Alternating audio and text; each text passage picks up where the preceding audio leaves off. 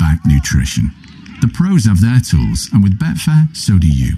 Our safer gambling tools work just like the right pair of boots, designed to keep you on top of your game. Open the Betfair app to equip yourself so you can bet at your best. Betfair. Play different. 18 plus. BeGambleAware.org. Nothing beats that just booked feeling. Because when you book a Jet2 holiday, you start dreaming of pool days and making memories. Get ahead for summer. Book now with just a £60 deposit per person. Choose from our best free child place holidays and save up to £400 per family of 4. Nothing beats a Jet2 holiday. Package holidays you can trust. National protected. Subject to availability and conditions. Tonight's Euro Millions jackpot is £33 million. I think that deserves a whoop whoop. Thank you, faraway person. Get in tonight's Euro Millions draw. Play on app. Estimated jackpot. Account terms, rules and procedures apply. Players must be 18 or over. Do you belong here? Next to me, about to jump into the sea on an army coast-steering expedition. What's your gut saying? Walk away from the edge? Or jump in and join a team that will be by your side for life?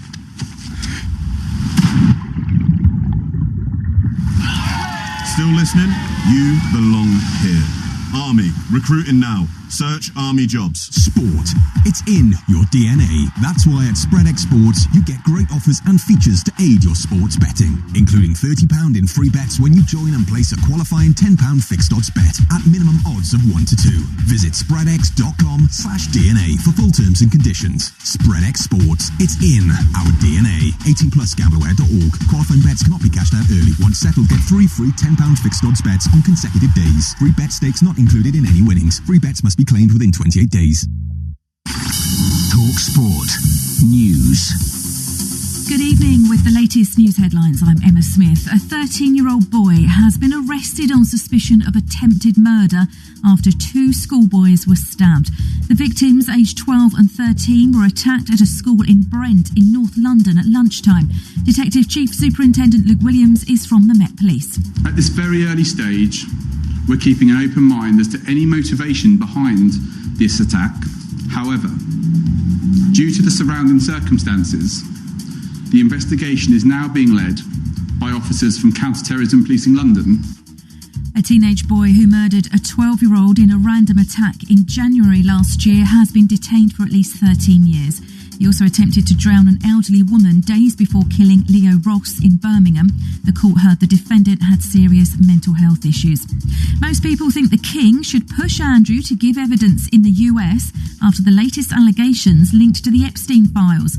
A YouGov poll also found that nearly half of respondents believe King Charles has already done everything he can to distance the royal family from the former prince. Andrew's always denied any wrongdoing. And there's no dry spell in sight. The UK faces 10 more days of rain with 100 flood warnings in place across England. Talk Sport with Bostik. If you need a professional grade sealant with high mold resistance, easy tooling and minimal shrinkage, choose Bostik Pro Seal. Has more at 7.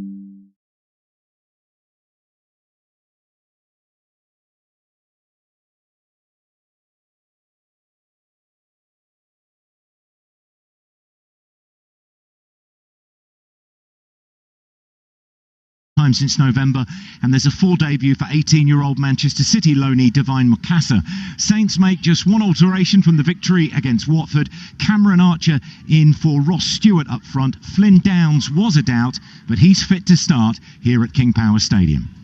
You got problems. Good work. You got problems. Why? Every 2 seconds. I was just curious. I'm learning. No, you're not learning. You're hoarding. I'm learning about hoarding. Honestly. Right, let's look at now to this evening's Premier League action. Adrian Durham will bring you it all from the London Stadium ahead of a massive mouthwatering ties. West Ham take on Manchester United, and would you believe it, he joins us on Drive. Aid, Goat, how are you, sir?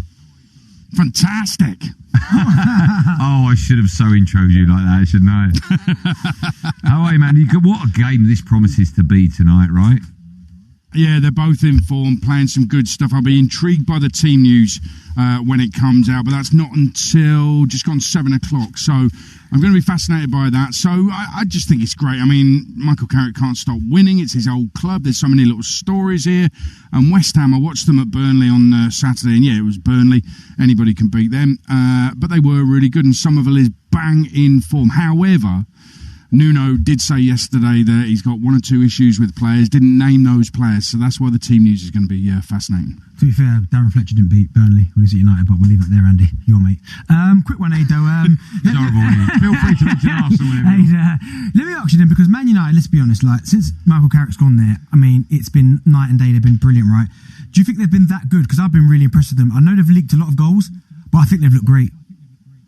Yeah, I think they look really good. They've looked free and easy on the eye and playing some good football. Obviously, Mainoo's back. He's been a little bit lucky that Lisandro Martinez and Maguire have been back to team up, and they are a good partnership. If you look statistically, they are a good defensive partnership and both very good players. So I think he's had a little bit of good fortune in that respect. But I like what Bruno Fernandes has been saying about Michael Carrick, that he, because of his connection with the football club and understanding everything about it, he brings something extra to the Manchester United team, and it is about understanding. And I think that maybe in some cases this is a story that's overblown at some clubs, but I think that Manchester United does make a difference. There is a history and an identity there. Michael Carrick truly understands it, and so far so good. And I think he's feeding into the players. They really respect him. They're listening to him as well, and they're playing some good stuff.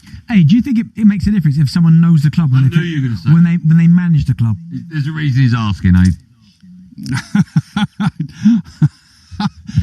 You can't say universally that it does, but I think in this case it does. Yeah, absolutely. What's your point? Benny has said many a time about a player going back to a manager going back to a club he had a connection with, and he says, and he knows the club.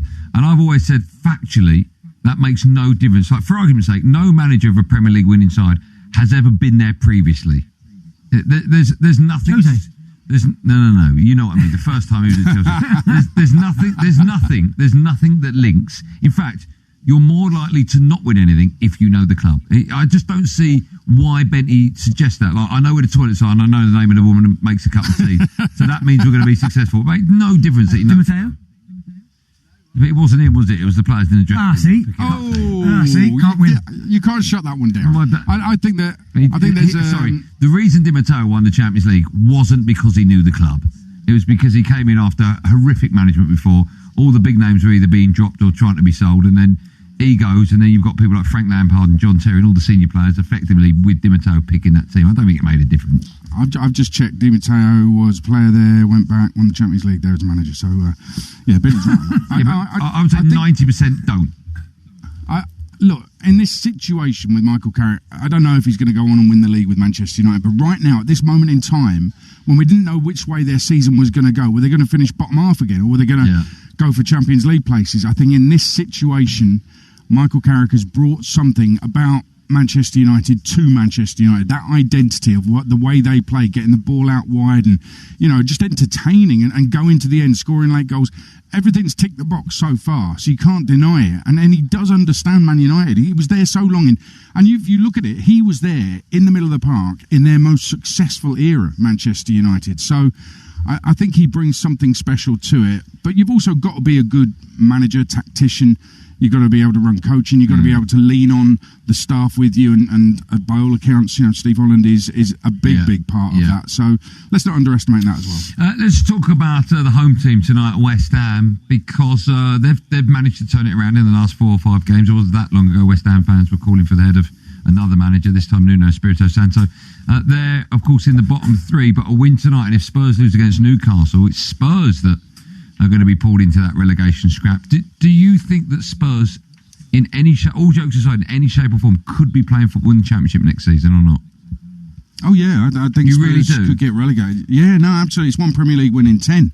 I mean, they're having an absolute shocker. They've only won 2 of 12 Premier League home games this season. There is nothing good. They keep getting new injuries, fresh injuries. Romero being suspended for 4 games, and say what you like, Danso's injured, it weakens their team, whether you like Romero or not. So I absolutely think they're in it. The fact that they're on 29 points, and you're looking at what traditionally over the last couple of seasons has got you relegated, the points tally has been very, very low. but it's going to be higher this season. Don't know what it's going to be exactly. It will be 30-something. So Tottenham fans might be thinking, well, we've got a bit of breathing space there. But if West Ham keep on winning, they're dragged right back into it. Spurs, they've got to put back-to-back wins together to just ease any fears. But you can't see that coming anytime soon. Hey, we were speaking about Newcastle, obviously, who take on Spurs tonight. And we were asking the question in terms of there are some Newcastles, and only a few that are maybe a little bit unhappy with Eddie Howe. Now, I think it's crazy. But what more do you think Eddie Howe could have done in this period than what he's already done? Champions League football, won him a trophy.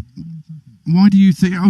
Listen, his record so far is absolutely intact. You know, his reputation's intact so far. To win a trophy with that side, with that club, is a special thing, and nobody's ever going to be able to take that away from him. But he's just been given a striker, £65 million striker, and if you put in the add-ons as well, it's nearly £70 million striker in Voltemade, who has scored in only one of his last 19 appearances. That's on Eddie Howe's watch. He's got Wissa. He's not playing either of them tonight. Anthony Gordon's back in when we thought he was going to be out for a little while injured. So they were booed off after the defeat to Brentford at the weekend. And I can understand why the fans are unhappy. So, I mean, I'm looking at that and thinking, you've been given £60-70 million striker and Wissa's back fit as well, and you can't get them scoring goals and winning games. Then you have to ask questions of Eddie Howe. You have to scrutinise whether selection-wise, tactically, he is getting it right at Newcastle. And listen, that's painful for a lot of people because he's done so much for the football club. But it's right and proper to do that. They're bottom half of the table. Hey, what will the score be tonight at the London Stadium? West Ham against Manchester United. Okay, I will caveat it by saying the team news could change this. But if the team news is that everybody's fit and it's a normal 11v11, I think Man United win it 3-1. Okay. Aid, an honour. You'll take that, will you? Yeah. I wouldn't. I was going to go 6, but I'll take 3. For you, Andy, that would be fantastic. Oh, it's like Kenny Dalglish is here, isn't it? Very bizarre. Aid, what a legend you are. Keep up the great work. See you soon, man. Cheers, Aid. All right, cheers, mate. Great work. Fantastic. Right, time now for this.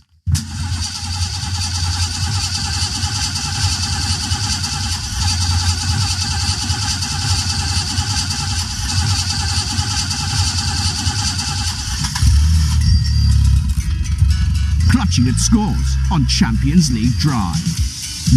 Champions League Drive, is it? Champions League Drive, yeah. Maybe concentrate on that rather than just making a car start for it. I honestly didn't think the feature was going to start. Champions League Drive. This is our feature, Clutching at Scores, where every week on Drive, Darren Bent and I have been picking 3 games from the week's fixtures to predict the score of. If we correctly predict the result of a game, we'll get 1 point. But if we get the actual score bang on, we get 3 points. Current score. Now, last time out, Bentley, you picked up just 1, and I picked up double the amount that you picked up. That's 2. All that means that I've closed the gap even further. Joe, we need to get a big trophy, and we need it on the desk throughout the season when we do this. That's quite funny, Joe. That's what we want. Joe, you know when he was getting smashed, didn't care about the feature, did he? Yeah. Now all of a sudden, Joe, let's go into the cash point, right? Let's get some money out. 6 weeks ago, he was like, I forgot to do this again. Let's get a big trophy, right?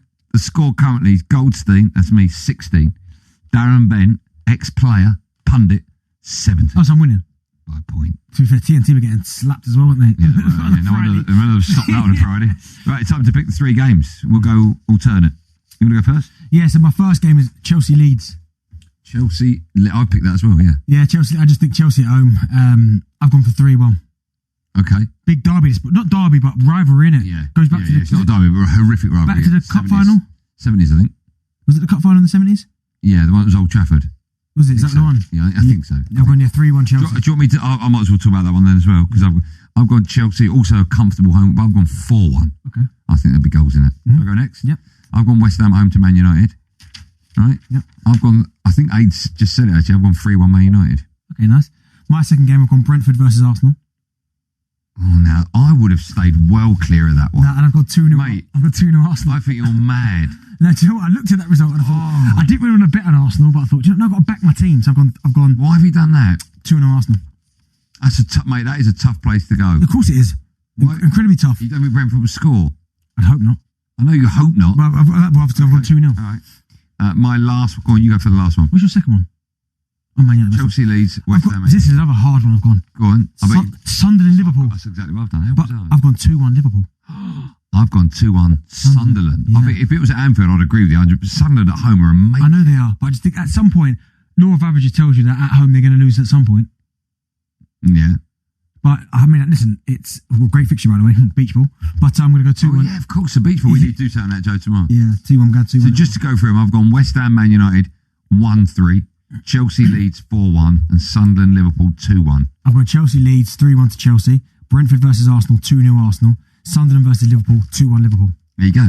That was this week's Clutching at Scores. So I would imagine if I get 2 or 3 bang on there, this time next week there'll be a big trophy that's been bought out of petty cash right here on the table. This season, LiveScoreBet is bringing you more ways to win with our weekly promotions. No goal? No problem. VAR payout to the rescue. 2 goals ahead? Cha-ching. Rest easy and enjoy the game courtesy of 2UP. Celebrate every goal, every twist and every turn this season with LiveScoreBet, bringing you more ways to win. LiveScoreBet. Total betting. Eligible leagues and markets vary. Full T&Cs apply. 18+. Gambleaware.org. At Kia, we have an award-winning range of electric cars for you to discover. From the compact SUV, the Kia EV3, and our latest hatchback, the Kia EV4, to our stylish new Kia EV5, the all-electric family SUV. Discover what driving electric really means. And if you order any Kia electric car by March 31st, you'll enjoy your first 2 services free. Search Discover Your Kia EV to book your test drive today. Kia. Movement that inspires. T's and C's apply. Hello, Mike's Mechanics. How can we help? Can you tell me what's wrong with my car? It's making a noise. Right. And is that when you brake or accelerate? So when I brake, it's more of a... and when I accelerate, it's more of a... If you get me? Right. Customers can be hard work. Switching your bank account won't be. We'll automatically move your regular payments over when you switch with the Current Account Switch service. Tonight's Euro Millions jackpot is £33 million. I think that deserves a whoop whoop. Thank you, faraway person. Get in tonight's Euro Millions draw. Play on app. Estimated jackpot. Account terms, rules and procedures apply. Players must be 18 or over. We, the podcast, in order to establish opinion, the inside take, Provide for the common sense and secure the blessings of our listeners. do ordain and establish The State of It, USA. Join our Washington editor Katie Balls and Times columnist Gerard Baker as they unravel American politics in the State of It, USA. Listen wherever you get your podcasts. Yorkshire Tea, where everything's done proper.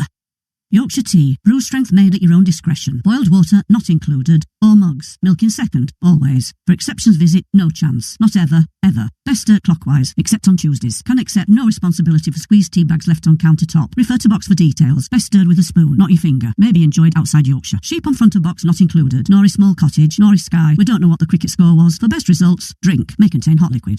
Whew, blimey.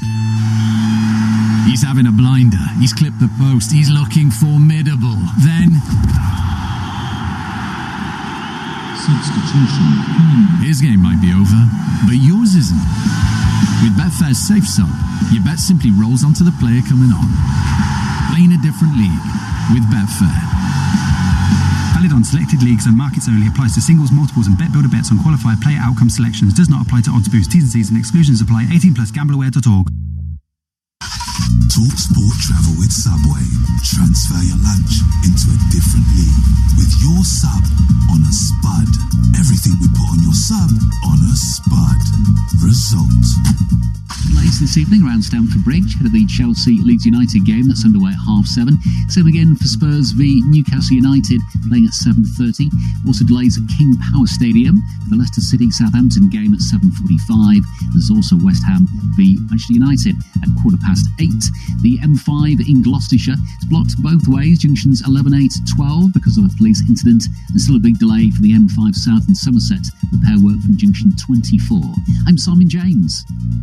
Why are you abseiling down the front of your house, Ross? You have a staircase. I like doing things the hard way, Albert. Try something easier, Ross. Get cheaper off-peak energy. It's available at different times, like during the day or weekends. Just get a smart meter and choose a flexible scheme or tariff. Ooh, I could batch cook some quiche. Perfect. With a smart meter, getting cheaper energy is easier than you think. Eligibility varies. Action required. Schemes and tariffs available to selected customers. It's a wide-eyed Wednesday night of outstanding Premier League football. Live on the TalkSport network. From 7:30, Forest clash with Wolves on TalkSport 2. At 8:15, Sunderland take on Liverpool on TalkSport. Wise up with a Wednesday night of exclusive Premier League football on the TalkSport network.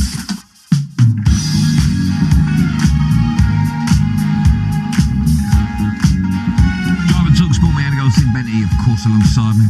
Talking to superstars from us at 7 to go, Adrian Durham. It brings you a huge night of Premier League action across the TalkSport network right here. You can hit West Ham against Man United. That one begins at 8:50 by downloading the free TalkSport app. You can also pick between Spurs and Newcastle, Chelsea v Leeds, or Everton against Bournemouth. Producer Joey's with me in the studio. Producer Joey. Sexy and I know it. Oh, nice. Is Spurs Newcastle on TalkSport too? Yep. Okay, cool. Thanks, man. Oh, hey, Joe, how's your day been? Really good. I had a massage. Oh, you missed. Massage? Did you? Yeah. Why? Physio. Are you just talking one word answers? Literally one word, Billy. I'm doing the marathon. Oh, yeah, okay, yeah. How much they charge for a calf physio? It's on a company, isn't it? Is it? No, it's not really. It's I don't know. What's the charity you're running for? British Heart Foundation. Good charity. And how do people donate to your wonderful charity, Joe? Head to my Instagram page and there'll be a link at the top, and that Instagram page is Producer Joe TS, all lowercase. All right. Why have you put all lowercase in the title? It's a bit weird, isn't it? Yeah, very good.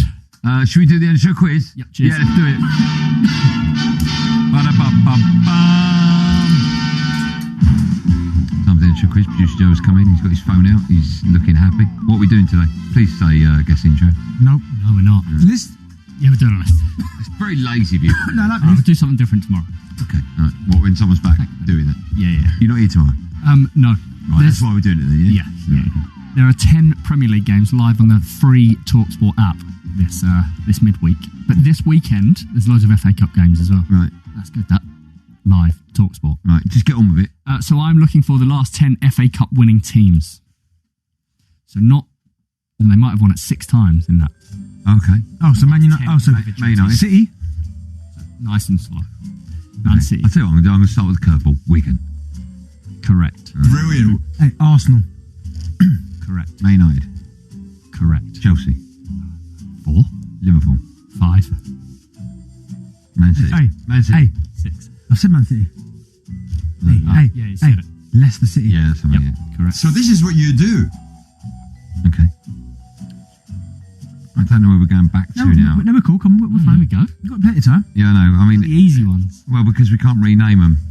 Yeah. I don't know if you stick Everton in yet. That's the thing. No, Let's chuck it in, because if it's yes, then we're going already straight back to 95. Wait a minute. Wait. You don't need to wait. You only got one life here. Everton.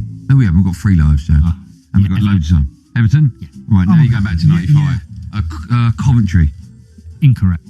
Okay, so it's between 95 and 87. That's easy then. Any Middlesbrough in there? Middlesbrough? So I think you've got one. No, they didn't win the FA Cup. 2 more to get. Everton Cup they won, didn't they? Portsmouth. I've got it. Portsmouth. Correct. I think I've got Wimbledon. 88. 9 out of the 10. So 88. Wimbledon. Incorrect. Right, so it's after 89. Right, so Hold on. Who's the one I said and you went correct? No, I went Everton. The last time Everton won the FA Cup was 95, so that's as far as we've gone back to. Right, let's keep going. Did Tottenham ever win it in 90? Tottenham? Yeah, you mentioned Tottenham, didn't you? No, they won it. When? No, they won it in the 2000s. No, they haven't. No, of course not. 1990 maybe? So far, No, Liverpool, 1990 Leicester, was City, us. Arsenal, Chelsea, Man So United. no Wimbledon was 88. 88. So it's after 95. One more. Say Portsmouth. One You life. said that. Let's go through the table. Watford. Oh my goodness, I'm so stupid. Go on. Palace. Oh my Yeah, well done. God. Can you get the champions? 11th last team? Yeah, Coventry. No, incorrect. Have you tell me the year and I'll get it. It's after 87 then. It must be after 87. Because Coventry were 87. It is after 87. 88 were Wimbledon. 89 were, I think, Liverpool. 90 was us. 91 was Coventry. 92 was Still Coventry Liverpool. about 6 times, bro. 93 was... Still no. 93 was Arsenal. 90...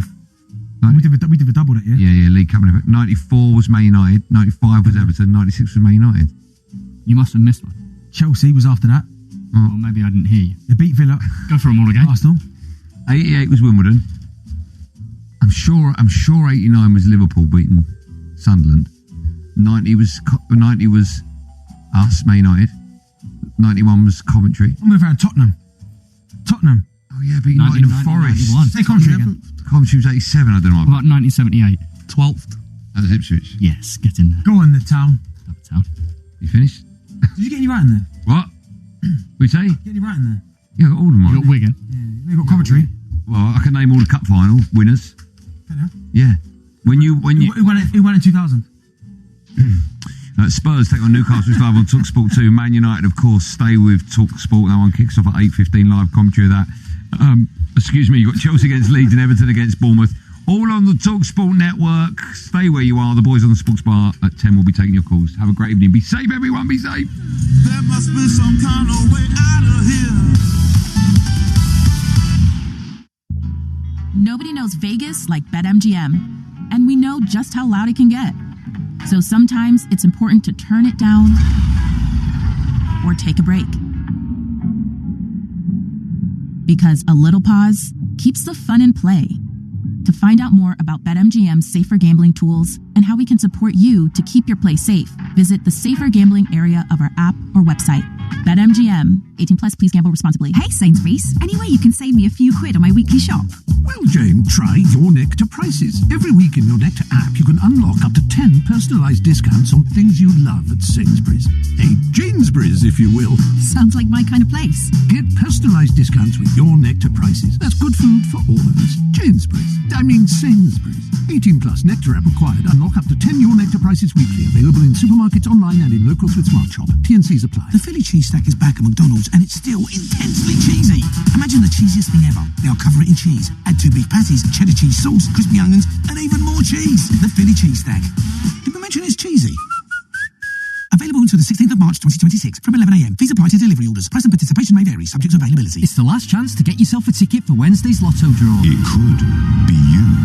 Lotto from the National Lottery. Rules and procedures apply. Players must be 18 or over. Dearest listeners, rumour has it that Sky and Netflix are waltzing side by side. So society may delight in the romance of season 4 of Bridgerton on Netflix, then discover long-buried secrets in Undersalt Marsh on Sky. Get Sky and Netflix together for the handsome price of £15 a month. Sky. Believe in better. Prices may change during new 24-month term. £21 a month after. Requires Sky Stream and broadband minimum speed 25 megabits per second. 18 plus terms apply.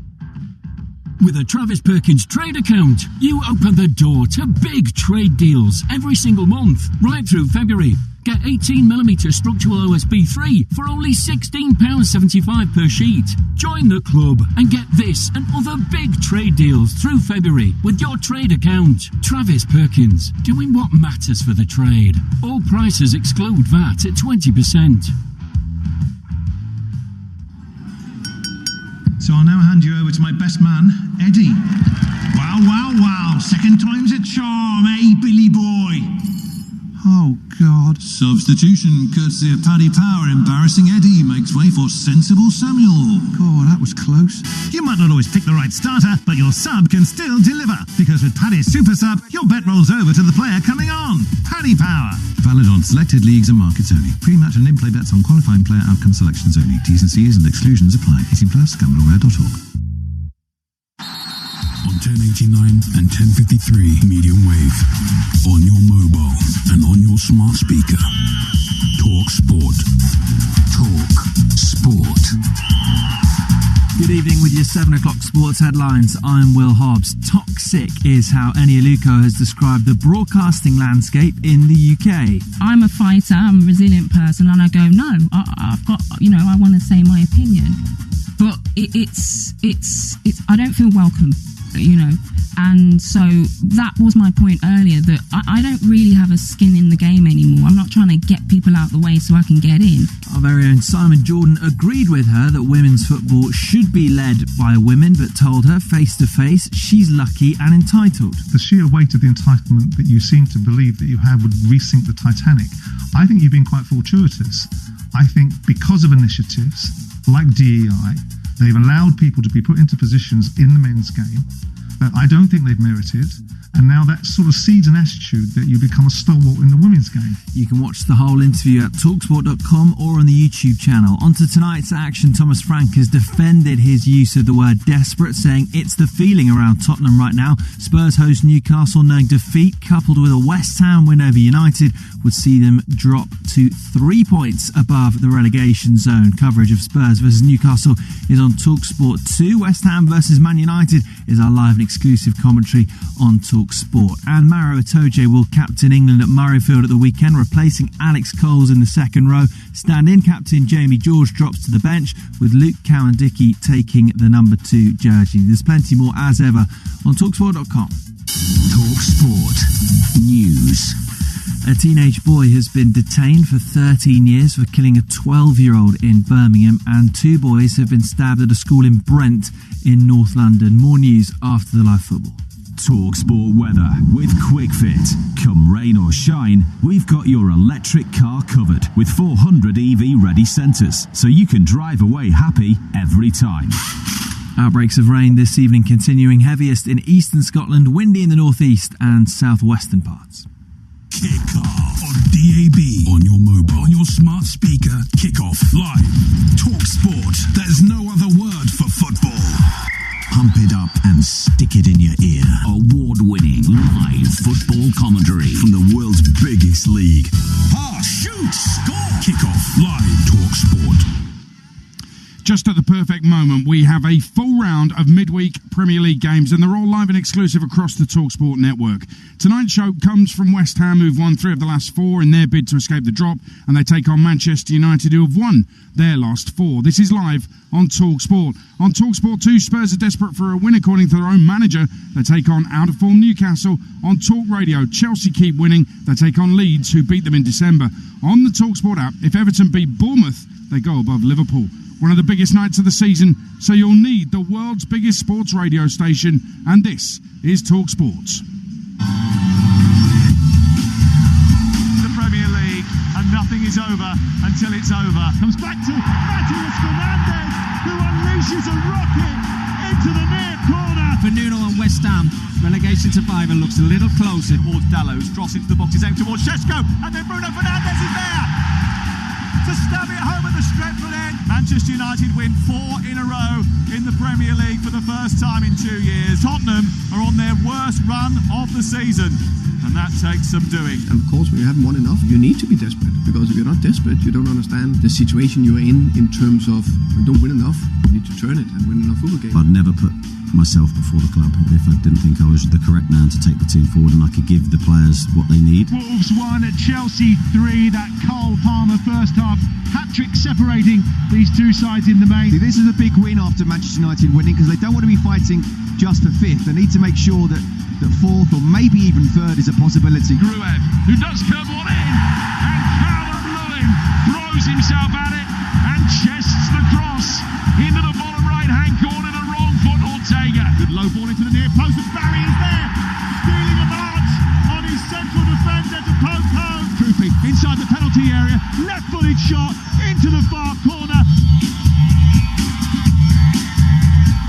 Good evening, I'm Adrian Durham, this is TalkSport, and this is Floodlit Midweek Premier League football at the highest level, and it's all live and exclusive and only on the TalkSport network. You'll need the TalkSport app, it's free to download onto your device, straightforward to use as well. Just go to the live games tab at the bottom of your home screen and you'll be able to navigate your way to the commentary game of your choice easily from there. And there are big points up for grabs tonight. We're going to start here at the London Stadium. West Ham taking on Manchester United. The team news for an 8:15 kickoff has just dropped. Here's your commentator, Jim Proudfoot. Adrian, good evening to you. Well, just one change between the two sides tonight. There have been plenty of speculation that West Ham's Thomas Souček might not make it, but he has been past fit to play.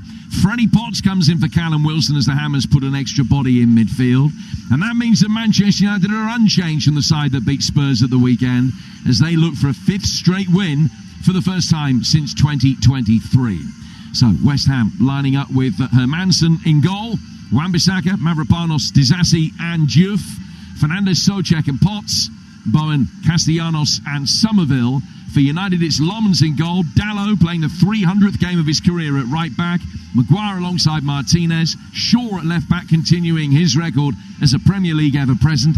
It's Casemiro's 150th game for United. He plays alongside Mainu, Ahmad, Fernandez and Burmo.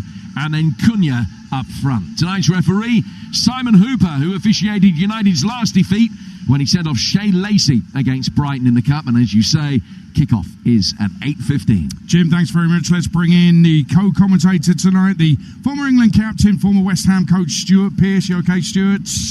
I'm on good form, my friend. Very good, thank you. West Ham beefing up the midfield. Potts in for Wilson. What's Nuno thinking there? I think just a bit of stability in there. Having watched Manchester United over the weekend, the last couple of games, if you don't get anyone around Fernandez, I think they'll have a big problem. I really do. So maybe the thought process that Potts gets somewhere in and around Fernandez and stops him playing and getting on the ball. I think that's vitally important tonight for West Ham. Nuno did say about Bruno Fernandes before the game, we look at many things with Man United. Bruno is definitely one we need to look out for. He's a fantastic player. I have a big admiration for Bruno. I think he quite likes his fellow Portuguese, doesn't he? And hence that tactical change. No need for Man United to change anything, is there? No, definitely not. They're playing very well. Fernandes is on form. The two wide players are on form. And they've just got a general understanding. As soon as Steve Holland and Michael Carrick walked through the door, all they done was turn round and said, who do we think we can trust as human beings? Who have we worked with? And the answer's Shaw, the answer's Maguire. In the team they come. Mainu comes in the team and offers just a common sense approach. And they've upped their work rate as well. I can see it by eye. The wide players run back, track back, double up. I didn't see that prior to sort of the Carrick and Holland era as such. You know, too many of them were stood up the pitch watching others defend. Now there's a work ethic and an organisation about this United team. West Ham manager Nuno did say yesterday at the start of his press conference that he actually said, unfortunately, some players will not be available for selection. But he added, I'm not going to tell you who. Well, Callum Wilson's come out of the team, but he's on the bench tonight. Does that suggest to you that maybe there's one or two players who aren't necessarily 100% fit, but they're playing through injury, playing through the pain tonight in the starting lineup? We heard there was talk of Tommy Souček not being in and available as such, you know what I mean? I think he's invaluable to West Ham for what he is, what he stands for and what he does in both boxes personally, you know. Not pleasant on the eye on occasion, but for me he's absolutely critical. Fernandez is another one who caught my eye. I was speaking with Matty Upson earlier and he was waxing lyrical about him as Mateus Fernandes, yes. Ability to get on the ball, play forward passes, and I think it was the Sunderland game here that we covered for TalkSport. He was outstanding. I mean, it could be that Nuno is referring to Pablo. He's not involved. He wasn't in the starting lineup at the weekend. Wilson had come in to replace him in that position just behind Castellanos, but Pablo not on the bench tonight. He's not in the 20, so it could be that it was him that was being referred to in terms of potential absentees. Good spot from our commentator Jim Proudfoot alongside Stuart Pearce tonight for West Ham Manchester United. This one kicks off at 8:15. The other three are 7:30 kickoffs to the Tottenham Hotspur Stadium. Anthony Gordon back for Newcastle. Here's your commentator on TalkSport 2, Joe Shannon. Yes, Gordon returns after a hamstring injury as part of 4 Newcastle changes to the team beaten by Brentford. Ramsey, Elanga and Byrne all start. Jacob Murphy, Wissa, Tonali and Hall all drop to the bench. It's Pope in goal, Trippier, Chow, Botman and Byrne, Ramsey, Bruno Guimaraes and Joe Willock in midfield, Elanga and Barnes either side of Gordon up front. For Spurs, Dragusin replaces the suspended Romero, Spence comes in for the injured Udogie and Bissouma for Polinia is the other change made by Thomas Frank. Vicario in goal, Gray, Dragusin, Van der Ven and Spence, Gallagher, Bissouma and Sarr, Odobert and Simons either side of Solanke up front. We're underway at 7:30 tonight over on TalkSport 2. Cheers, Joe. Alongside Joe will be the former Benfica fullback Scott Minto. I'm absolutely perplexed. Please explain to me, as an ex-professional footballer, Scott, what is going on here? Spurs with defensive issues. Eddie Howe sticking Wissa and Voltemada on the bench. That's £120 million worth of strikers not starting against a very weak backline for Tottenham Hotspur. Eddie's plan needs to work tonight, doesn't it? Well, it's Wissa, it's Voltemada, but it's also Asula who he could have played if he wanted to.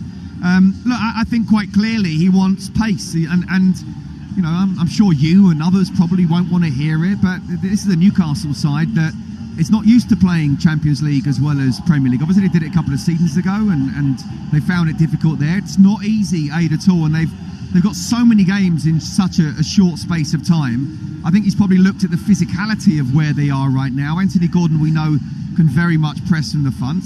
I think it's about time we saw the best of Anthony Elanga. I think Jacob Ramsey has got a point to prove as well. Harvey Barnes on the other side. I think he's gone for athleticism and also the likes of Wissa. I mean, let's be fair, he hasn't hit the ground running since he's come back from injury, so I'm not 100% surprised. What do you make of Thomas Frank having that conversation in the press conference with TalkSport's Ian Abrahams and revealing that he is desperate? Spurs are desperate for a win. It's an interesting choice of words, isn't it? Well, yeah, I mean, he said that, and the Moose picked him up on it. I don't see a problem with it. If you're a Tottenham fan, don't you want to hear your manager say we're desperate to win? I genuinely don't have a problem with it. I want to see that passion, because, you know, the Moose and others in that press conference also talked about the passion that Thomas Frank was coming out with, and I think it might even have been the Moose who asked the question, you're coming out with this, do you feel your players are coming out with it on the pitch? And you know, he can't say no, they're not, but quite clearly they're either not good enough or they can't handle the pressure, because, you know, here it's probably the best stadium in Europe. The training ground is one of the best in Europe. The food, I can tell you, Aid, is one of the best in the Premier League as well. Really enjoyed it here. But the football on the pitch is not good enough, and we know someone very well indeed who works at TalkSport. Is a Spurs fan. He said to me he's paid £109 to watch this tonight.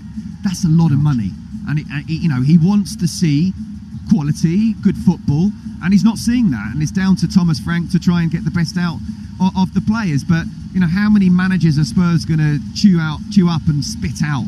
I don't necessarily blame Thomas Frank. I blame the hierarchy, and, you know, I don't think a statement was made in the January window, as difficult as it is to buy people in the January window. I mean, you could say that about Newcastle as well. So it's difficult for both these managers at the time. But in terms of Eddie, look, he's got to get the best out of the players that he's obviously got his fingerprints all over. But he kept them up, he got them 4th, he's got them 7th, he got them 5th. He's won a League Cup, the first trophy in 56 years, the first domestic trophy in 70 years. It's no win in 5, which is the longest run under Howe. Well, it is 6 in all competitions, and they've lost the last 3. It's the longest run defeats in over 2 years. Wow, what a crisis that is. And everyone's saying he's under pressure. Got him booed off at the weekend as well. Scott Minto for the time being. Thank you very much. You're listening to Kick-Off on TalkSport with Ladbrokes. 18 plus gambleaware.org tonight. On TalkSport, West Ham against unchanged Man United, an 8:15 kick-off. The other 3 games are 7:30 kick-offs. Chelsea against Leeds on Talk Radio. Everton against Bournemouth on the TalkSport app. Spurs Newcastle, that's live on TalkSport 2. Kick-Off on TalkSport with Ladbrokes. 18 plus gambleaware.org. We all fantasize about our perfect home, sipping a morning coffee out on the terrace. Good morning, Mr. Squirrel. Morning. The kids building a tree, playing on the lawn. We're playing Real Life Football! But come on, this isn't real. Listen, if you're serious about making your fantasy a reality, find out what your home is worth instantly with a free online valuation estimate. Get real about moving. Get on the market. Most common time to obtain an online quote between 1st of April 2024 and 30th of June 2024 was under 3 minutes. Excludes Northern Ireland. Imagine a place where you can escape for a day. Get immersed in a world of rooms, inspiration and expertise. Where you can laze in luxury accommodation. And kids can feast from 95 pence. Tickets are free to everyone and include all the attractions. You've just imagined a day out at IKEA. IKEA, the wonderful everyday. Incredible scenes here at the Village Hotel's Pub and Grill. Fans are taking their place in the fan zone with stadium-style seating, amazing views on huge screens, and we're underway. Lovely bit of dribbling there as she tackles the burger stack. Now they're getting down the wings. Sticky barbecue. Unbelievable. Oh, and he's hit the bar.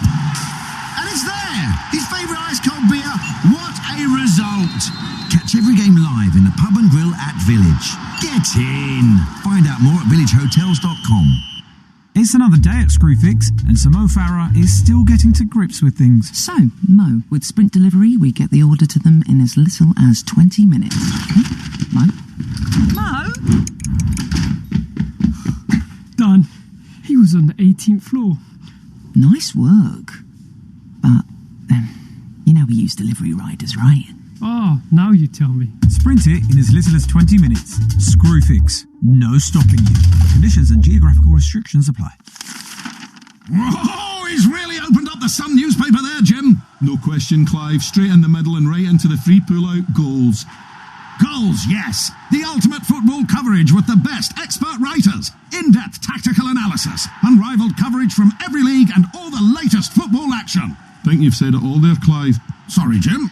Not to worry, I was reading my copy of Goals anyway. Get your free copy of Goals every Saturday, Sunday and Monday only in the Sun. McDonald's wraps, all flavour, no mess. No drips on your drip or grease on your shirt. No crumbs on your keyboard or sauce on your dashboard. Just all the flavour of sweet chili chicken, barbecue and bacon chicken and new tikka chicken. Wrapped up neat. Served after 11 a.m. Tikka chicken wrap available until the 13th July 26. Fees apply to delivery orders, subject to availability. He's having a blinder. He's clipped the post. He's looking formidable. Then... Substitution. His game might be over, but yours isn't. With Betfair's Safe Sub, your bet simply rolls onto the player coming on. Playing a different league with Betfair. Valid on selected leagues and markets only. Applies to singles, multiples and bet builder bets on qualified player outcome selections. Does not apply to odds boost. T's and C's and exclusions apply. 18 plus gambleaware.org. Kick off live on TalkSport with Enterprise Rent-A-Car. Whatever it is, we're here for it. Get match fit for a forceful Friday of live football on the TalkSport network. From 7, Man City take on Leicester City in the WSL on TalkSport 2 as Hull face Chelsea from 7:45 in the FA Cup on TalkSport. It's full speed ahead for a frantic Friday night of live football on TalkSport and TalkSport 2. You're listening to Kick-Off on TalkSport with Enterprise Rent-A-Car. Whatever it is, they're here for it. There are 4 Premier League games tonight. They're all live across the TalkSport network. Enia Luko was in the studio with White and Jordan this morning. It was compelling. You can listen back to it on the Outspoken feed with White and Jordan on their podcast feed on the TalkSport app, or watch it back in full. I was watching it live this morning. The body language of Simon during the interview is spectacular. On the TalkSport YouTube channel, you'll be able to find that. Let's focus on tonight's football. Time now to get an odds update with Ladbrokes. Odds update on TalkSport with Ladbrokes. Get a free bet every week of the season and a big boost every day. Last Ladisfaction. Minimum £5 bet. Conditions apply. 18 plus gambleaware.org. Chris Wood from Ladbrokes is with us. West Ham against Manchester United. Chris, here at the London Stadium. What are you thinking? Yep, Manchester United obviously in great form. They're odds on tonight. They're favourites at 3-4. The draws in at 16-5, and West Ham the same price, 16-5. It does look a game where there could be quite a lot of goals. Over 2.5 is 1-2. Over 3.5 is 5-4. And Man U, even though they're playing well, they're not keeping a lot of clean sheets. So them to win and both teams to score is 2-1. Obviously, like the goal scorers, and Buemo's in great form. He's there 4-1 to score the first goal, 13-10 to score any time, and Bruno Fernandes looks like a reinvigorated player since Carrick took over. He's 11-2 to score the first goal and 2-1 to score any time. But I think it's going to be a tight game. I think there could be a lot of goals, but I think it's going to come down to one either way in the end. And Manchester United to win by exactly 1 goal is 11-4. Spurs against Newcastle. There's a couple of managers there under a bit of pressure. Yeah, loads of pressure. Yeah, it's. I think it's probably a little bit more urgent for Thomas Frank to get a result there than Eddie Howe. Spurs are slight outsiders there. They're 21-10. The draws in at 5-2, and Newcastle was 6-5.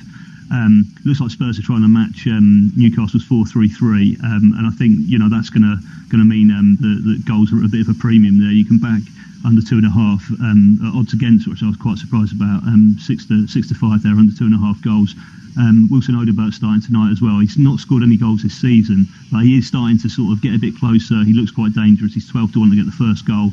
And it looks like Anthony Gordon's going to be playing through the middle. He's 7 to 1 to score the first goal, 23 to 10 to score any time. It's quite a savage indictment of the two strikers that they've got on the bench there, though, looking at the Spurs back four. Listen, Leeds away form says it all. No Calvert-Lewin tonight. This should be a home win for Chelsea. Yeah, absolutely. Chelsea are as short as 8 to 15 there. The draws in at 18 to 5, and Leeds are 9 to 2. It looks like there's going to be goals. I think Leeds will get one though, so I think Chelsea at 19 to 10 to win, but with both teams to score could be the way to go. Over 2.5 goals, 3 to 5, and over 3.5 to 6 to 4. Cole Palmer, obviously the main talking point after the weekend, getting his hat-trick on his return. He's 9 to 2 to score the first goal and 27 to 20 to score any time. But I'm a real big fan of Esteval. It's nice to see him starting another game. He's 8 to 1 to score any time, 8 to 1 to score the first goal, 13 to 5 to score any time, and 13 to 5 to have an assist. Chris, great to talk to you. Thank you very much. That was a look at the latest odds with Ladbrokes. 18+, gambleaware.org. Odds update on Talk Sport with Ladbrokes.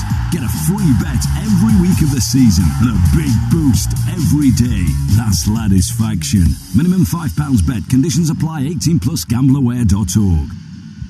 Well, we've had the team news here at West Ham Man United. Kicks off at 8:15. We've just been to Spurs Newcastle, which is a 7:30 kick-off. Let's remind you of team news elsewhere on Talk Radio tonight. Big blow for Leeds at Chelsea. Here's your commentator Ian Danter. Yes, Dominic Calvert-Lewin, the top English goal scorer in the Premier League, out of the Leeds squad altogether. We believe it's illness that's prevented him from travelling to London tonight. So that's 10 goals out of the Leeds team straight away. Lucas Metcher comes in for Calvert-Lewin. Bornau and Biol fit again, are recalled as well by Daniel Farke. Out go Okafor and Strike. So the three at the back system that Leeds debuted when they beat Chelsea at Allen Road in December is being maintained, but a slightly more defensive outlook. Chelsea make 2 changes from the comfortable win at Wolves. Achiampong preferred to Fafana at centre-half, and Estevao back in for Neto in midfield. So quickly the lineups for Chelsea: Sanchez in goal, Gusto, Achiampong, Chalobah and Cucurella in a back four, Caicedo and Santos, who is fit, holding, and then Palmer, the hat-trick hero from Saturday, Fernandes and Estevao behind Joao Pedro. For Leeds, it looks like 5-4-1 with Darlow in goal, Bogle, Rodon, Biol, Bornau and Goodmanson in a back 5, Justin, Ampadu, Gruev and Aronson across midfield, with Metcher on his own in attack. We get underway at 7:30. Darren Ambrose will be alongside me. It is Chelsea against Leeds United. We'll speak to Darren in a second. Ian, thank you very much. Yeah, kick off there in 8 minutes. So too in this one. On the TalkSport app, a full debut in an Everton shirt for a player signed on loan last month as they face Bournemouth at Hill Dickinson Stadium. Here's Matt Jones. Yes, the Toffees hand Tyreek George his first start after an impressive cameo off the bench at the weekend. That's one of 2 changes from the win over Fulham, with Jarrod Branthwaite also returning. David Moyes has talked about managing the defenders' minutes after a lengthy injury absence, but he is back tonight. Harrison Armstrong and Michael Keane drop out. In full then, Pickford in goal, O'Brien, Tarkowski, Branthwaite, Mikolenko across the back. Garner and Gay will be the holding midfielders. George, Dewsbury Hall and Ndai providing assistance for Barry in attack. And there are some bragging rights on the line for Everton tonight, by the way. Win and they'll jump above Liverpool in the table. As for Bournemouth, they drew with Aston Villa at the weekend and now unbeaten in 5. That means they're on the cusp of a place in the top half of the table themselves. Andoni Iraola still makes 2 changes though. Junior Krupi and Lewis Cook drop to the bench, meaning Ryan Christie and Alex Toth come into the side. It's Toth's first cherry start. Petrovic is in goal. Jimenez, Hill, Senesi and Truffert are across the back. Toth, Scott and Christie in midfield. Adley and Rayan behind Evan Nielsen up top. It's Everton against Bournemouth at Hill Dickinson Stadium. Yeah, interesting. Matt Jones saying there that a win and Everton go above Liverpool. Absolutely spot on. Liverpool go to Sunderland tomorrow. That is live and exclusive on TalkSport. That game, Everton-Bournemouth, is on the TalkSport app. Get the app on your phone or your device and go to live games, bottom right of the home screen. That will make it easy for you to find the game you need to listen to. Let's go back to Stamford Bridge. Chelsea Leeds. The former Newcastle and Palace man Darren Ambrose is there for Talk Radio tonight, is the station you'll get a commentary of this from. You can get that through the TalkSport app as well. And Darren, Leeds away form isn't great. 1 away win in 12 and no Calvert-Lewin makes it even harder for Daniel Farke's side tonight. Yeah, big miss, Aid. Calvert-Lewin, 10 goals. I think 8 goals since December, and that's the most by any Premier League player, I believe in saying. And yeah, look, Mecha comes in, he has to step up. He's got 5 goals this season, scored the winner mid-January, if you remember, against Fulham. So it's a big job for him. He'll be the hold-up player, allow Justin Aronson to run off him. So yeah, but it's a tough ask. 2 defeats in 12 league games for Leeds, but no wins in 9 on the road. And they're coming up against a rejuvenated Chelsea under Liam Rossigna, and obviously Cole Palmer hitting a bit of form. It's going to be a real tricky evening for them tonight, I believe. Yeah, it's not just Calvert-Lewin, is it? Stack is out, and Pascal Striker as well is also out. Daniel Farkas described him as, quote, a rock in the last 5 weeks. So I don't know. I mean, you're asking a lot of players to come into the first team and step it up for Leeds, and a team, Chelsea, who are banging form. Yeah, you're absolutely right. We're here at Stamford Bridge. The place is rocking at the moment. And look, the next league games for Leeds, Aston Villa, Man City, and then Sunderland. So look, there's some big games coming up. They got the 3 points against Nottingham Forest. That dragged them away from the relegation zone to 6 points. But it's a tough run starting with tonight.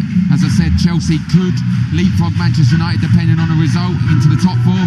And I'm really looking forward to this, actually. The atmosphere is rocking here, Aid. Cole Palmer starting again, hat-trick at the weekend. Esteban in the lineup as well. It's always exciting because you never know what you're going to get with Esteban, and the same can apply to Cole Palmer as well. These two are capable of entertaining the crowd. I'm really looking forward to watching Esteban. I came here, I covered them against West Ham, and he only got about 10 minutes, and you could see the quality. So I've not seen this player live. Obviously Cole Palmer, he's their talisman, but I think Esteban is the one that I'm most looking forward to watching tonight. Darren, thank you very much. Chelsea Leeds about to kick off, and Chelsea always beat Leeds at home, looking for a 7th successive home win over Leeds United, the Blues, this evening. Tonight on TalkSport, it's West Ham against Manchester United, kick-off at 8:15. TalkSport 2 is live at Spurs Newcastle right now. Chelsea against Leeds is coming up on Talk Radio. Everton Bournemouth is on the TalkSport app. You're listening to Kick-Off on TalkSport with Sky Sports. Don't forget that with Now you can stream the Premier League flexibly with a Now Sports Day or month membership. 18 plus, stream via internet. Terms apply. Kick-Off on TalkSport with Ladbrokes. 18plus, gambleaware.org. The beautiful game doesn't stop at the final whistle, and neither does the sun.co.uk. So you can go beyond the last kick with expert insight into the big moments and in-depth analysis of tactics, plus the latest breaking news and exclusives. And you can get it whenever and wherever you want it. To keep up with every kick, just head to thesun.co.uk. It's unbeatable. It's another day at Screwfix, and so Mo Farah is still getting to grips with things. So, Mo, with Sprint Delivery, we get the order to them in as little as 20 minutes. Mo? Mo? Done. He was on the 18th floor. Nice work. But, you know we use delivery riders, right? Oh, now you tell me. Sprint it in as little as 20 minutes. Screwfix. No stopping you. Conditions and geographical restrictions apply. We all fantasize about our perfect home. Watching the big game cozied up in the snug. Balmy summer nights with the kids playing on the lawn. We're playing railway football! But come on, this isn't real. Listen, if you're serious Welcome about making your fantasy a reality, find out what your home is worth instantly with a free online valuation estimate. Get real about moving. Get on the market. Most common time to obtain an online quote between 1st of April to... With Jake O'Brien, James Tarkowski and Vitai Mikalenko, Jordan Pickford remains ever present between the posts on his 350th Premier League appearance.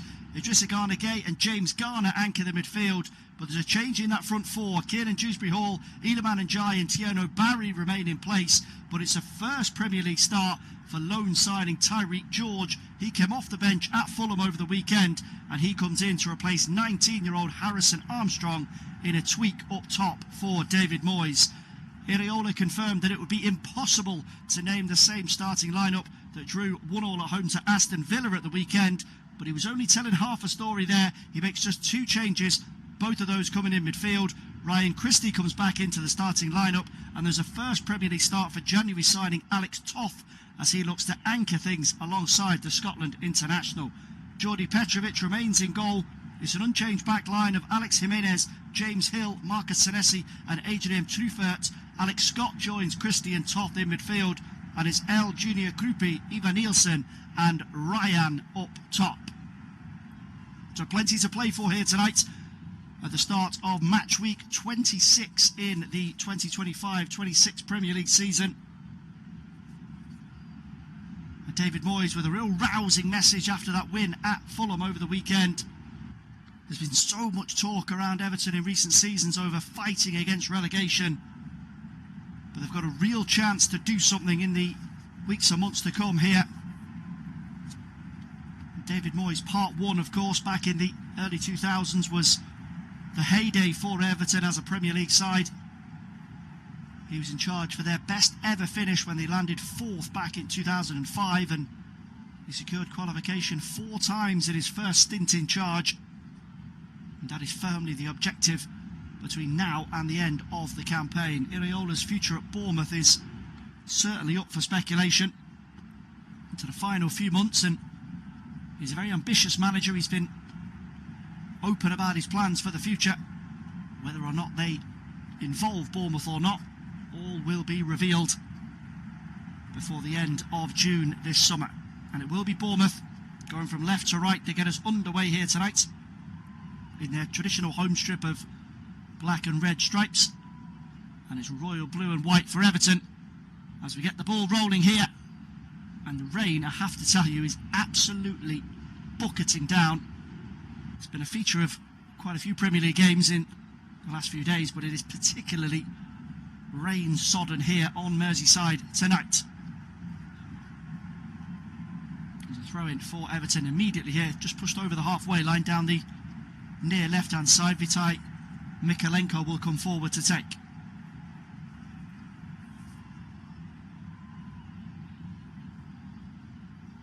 And Garner Gay there just trying to flick it round the corner for Kieran Dewsbury Hall.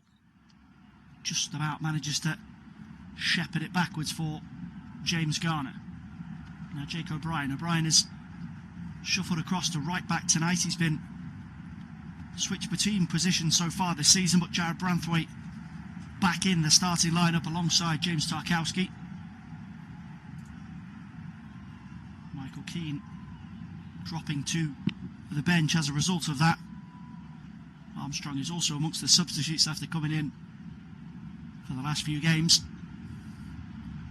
Exciting to see what Tyreek George can do.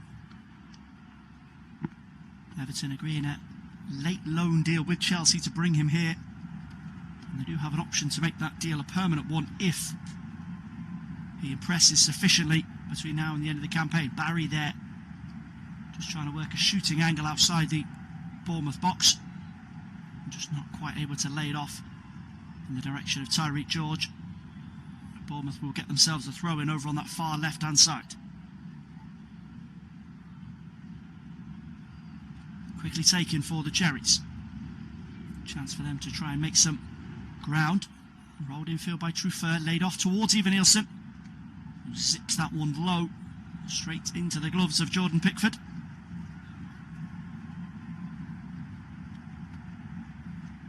Branthwaite, that's his first involvement. It's not a great one. Poor ball out of defence is seized upon by Ryan, and a blaster from Christie is blocked away for another Bournemouth throw-in.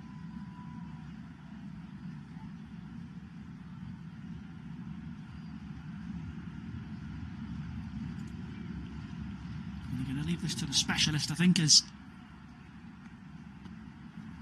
James Hill comes across 30 yards from the Everton goal. We'll wheel the big guns forward for this one. Senesi right in there with Ivan Nielsen. Hurled in towards the near post. Tarkowski goes for it. He can't quite get a touch on it. Senesi's gone down there. And Bournemouth are claiming that he was caught. And Andy Madley, who gave 2 penalties at the weekend as Brentford won away up at Newcastle, has an early decision to make here.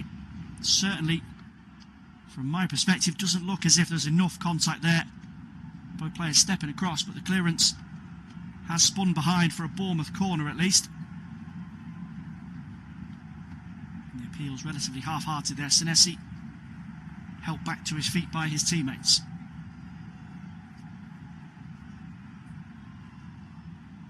Corner taken short over on that far left-hand side. Worked in field for Scott. Now Jimenez just lets that roll across him as Dewsbury Hall comes to close in. Christie will float one.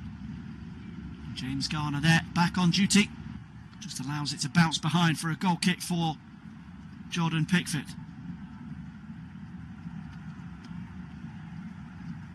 Nice, bright and springy opening 5 minutes here. If you're a little late joining us, Everton 0, Bournemouth 0. Everton looking to push on up into those European spaces. Bournemouth not too far behind, but they want to get back into the top half first. That will be the primary objective for Andone Iraola. Here's James Garner, just rolls that back into his own half for Jared Branthwaite. Everton fans will be delighted to see him back in the team. It's been a very difficult few months for him. Rocked by injury, and he's forced to reshuffle four Moyes with O'Brien, Keane, Tarkowski all sharing centre-back responsibility. And there is O'Brien, does well to win that long ball over the top. And Adley just looking to put the pressure on him. Branthwaite with the long clearance. Mikalenko is the target there. Jimenez just about gets in front of the Ukrainian on the edge of Bournemouth's penalty area there. And read that situation very, very well. Alex Jimenez manages to square over to his opposite fullback, Adrien Truffert. He's given away on the halfway line. Nice tracking back there from Iliman Ndiaye. James Garner will take over. Barry's in space inside the box. If Ndiaye can dig out across, he does eventually manage it, but it's nodded away by Hill. Picked up by Garner-Gay. He thought about the shot there, but he'll just work it to this near left-hand side and give Tyreek George a chance to run at Jimenez. This is better from Everton. Best passage of play than we've seen from them so far in this game. Now George able to just drift in field. Goes for the reverse ball back for Mikalenko. Floated in towards Barry. Headed away this time by Senesi. And Toffees will keep the clamps on here. And Jake O'Brien thought he'd won a throw-in over on that far side, but we've got a Bournemouth player down just outside their own penalty area here. So it's Eva Nielsen who's taken a whack in the face. Madley will just call for a quick halt to things. So we can take a quick check-in on the other Premier League games taking place tonight. We do have live audio coverage from Chelsea at home to Leeds, Tottenham at home to Newcastle. It's goalless in both of those games, and we also have a 8:15 PM start. West Ham United against Manchester United. Everton will get the chance from the throw-in now as O'Brien slingshots that one in. So Jared Branthwaite who gets the final touch on it, and that'll be a goal kick for Bournemouth.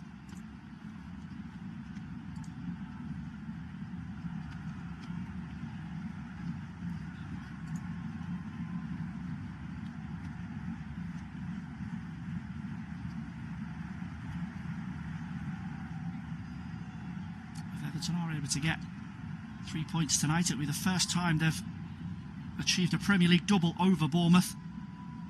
Jack Grealish's late goal back in the December meeting secured 3 points down on the south coast. Ended a pretty poor run in this fixture for Everton. That's their first in 5 across all competitions. Lost home and away against Bournemouth in the league last season, and it was the Cherries who signed off at Goodison Park in the FA Cup final ever game in that competition, as they put Sean Dyche's side to the sword in the 4th round. And tussle there on halfway has gone in favour of Everton, and Andy Madley will allow a quick free kick to be taken here. Span into the edge of the penalty area for Iliman Ndiaye, trying to wriggle and wrestle his way past Jimenez down this left-hand side. Jimenez has gone down there. Ndiaye has re-emerged with the ball.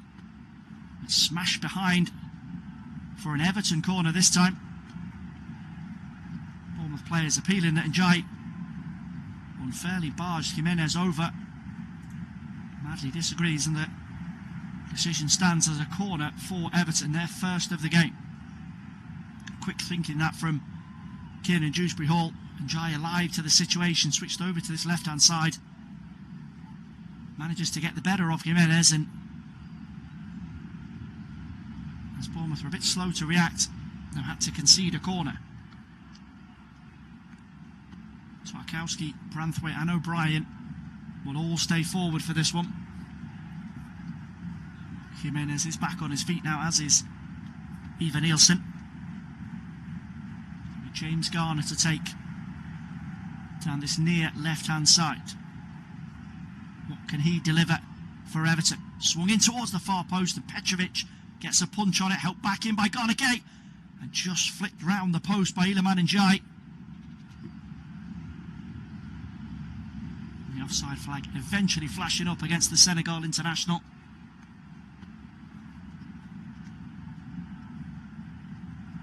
Jordi Petrovic does really well here.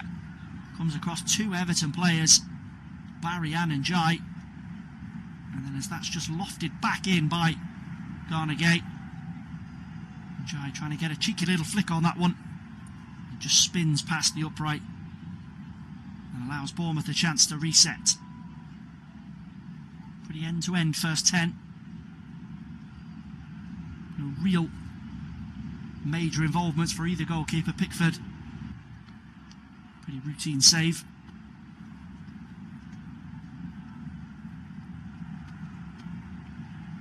Here is Pickford again, as possession is eventually just worked back to it. Branthwaite will try and ping that up to the halfway line. Barry beaten to it by Hill, then Senesi. Jimenez's clearance is closed down by Tyreek George. Got himself in a spot of bother there. Bournemouth's right back, helped out eventually by Alex Scott. And then Barry with the press, just about winning possession back for Everton. Dewsbury Hall eventually puts pay to that with a foul on Alex Scott. So free kick for Bournemouth, back in their right back position. Played themselves into a bit of danger there, and just Kieran Dewsbury Hall's over eagerness that manages to get them out of it. Man in form as well, the former Leicester man. Got his 5th Premier League goal of the season at the weekend. Joint with Barry as Moyes' top goal scorer in league action so far this season, and he's absolutely loving life here on Merseyside. Didn't manage that tally at Leicester or Chelsea, of course, and he's developed into a real Premier League player here.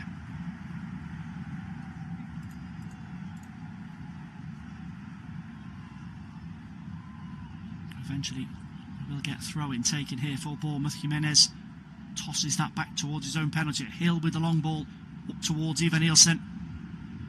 Backing into Branthwaite there, but Brazilian wins a throw for Bournemouth. High up inside the Everton half of the field. Jimenez again will come forward from right back for this one. Not quite close enough for the hurl of Hill. Good press there again from Dewsbury Hall. Forces another throw in for Bournemouth. Rinse and repeat. The captain Christie there just shows for Jimenez. It's actually Alex Toth that's been allowed to push forward a bit more in that Bournemouth midfield, but Christie's done well to intercept inside the centre circle. Space to raid forward here. Options down this near right-hand side with Ryan. Rolled in field for Jimenez. Just tried to ping it into feet of Christie there, who continued his run into the box. Pickford deals with the situation.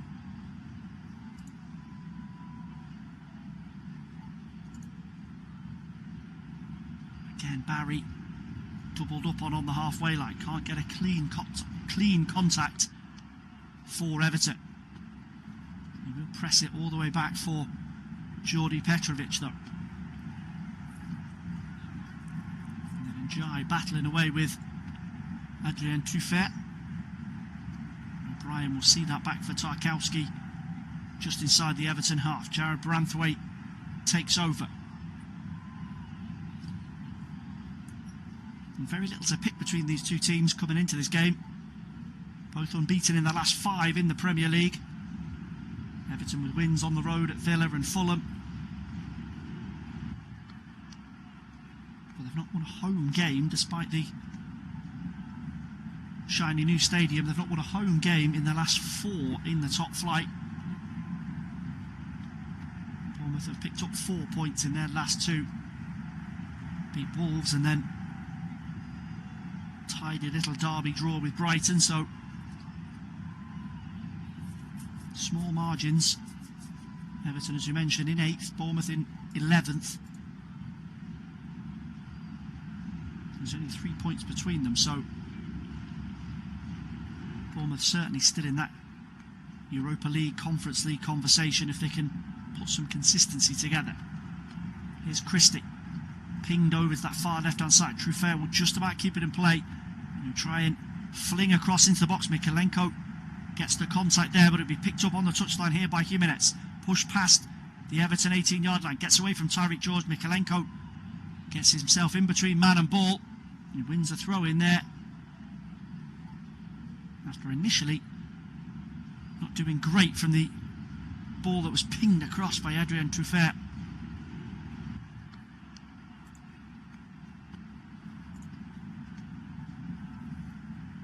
Just clever defensive play that from Vitai Mikalenko.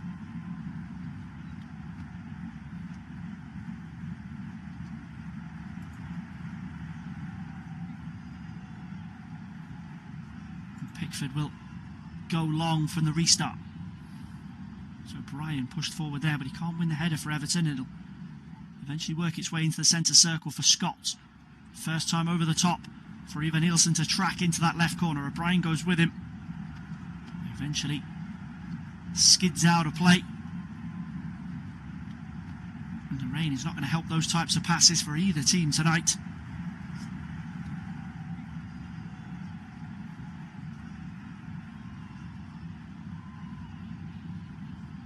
Iraola and Moyes taking turns between standing and sitting. It's not pleasant to be stood out with that.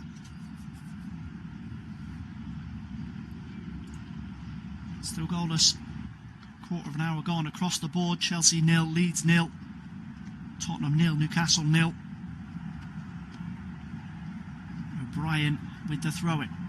Barry tries to win that on halfway, but again he's got 2-3 Bournemouth players around him.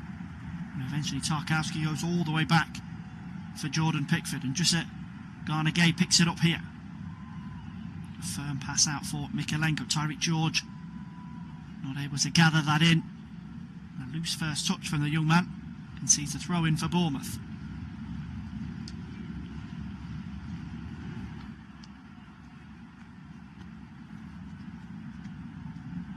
Just a reminder from that pre-game message, a win for Everton tonight takes them above Liverpool. Any Everton fans listening along will probably already know that already.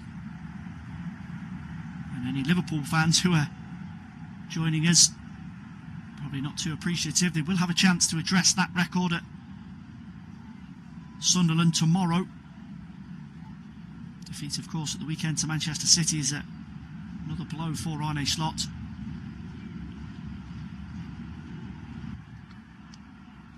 Here is Branthwaite, the halfway line for Mikalenko. The ball into the channel, just about stays in play here. Garner Gay shoulder to shoulder with Jimenez. The referee whistling that it had already gone out of play off Bournemouth's right back, so Everton will have a throw in pushed right in front of the Bournemouth box here. And Mikalenko has just been ordered backwards a bit more by the referee. I think initially where he thought the ball had gone out, corrected by the assistant. Tarkowski.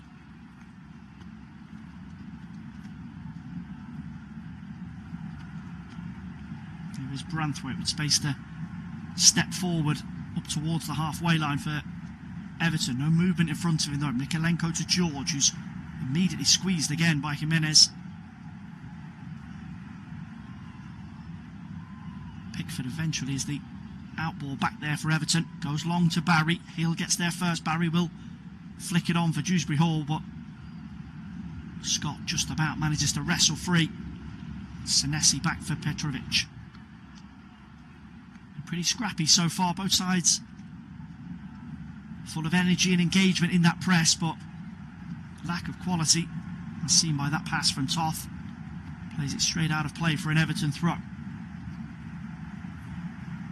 Garner Gay back for Branthwaite.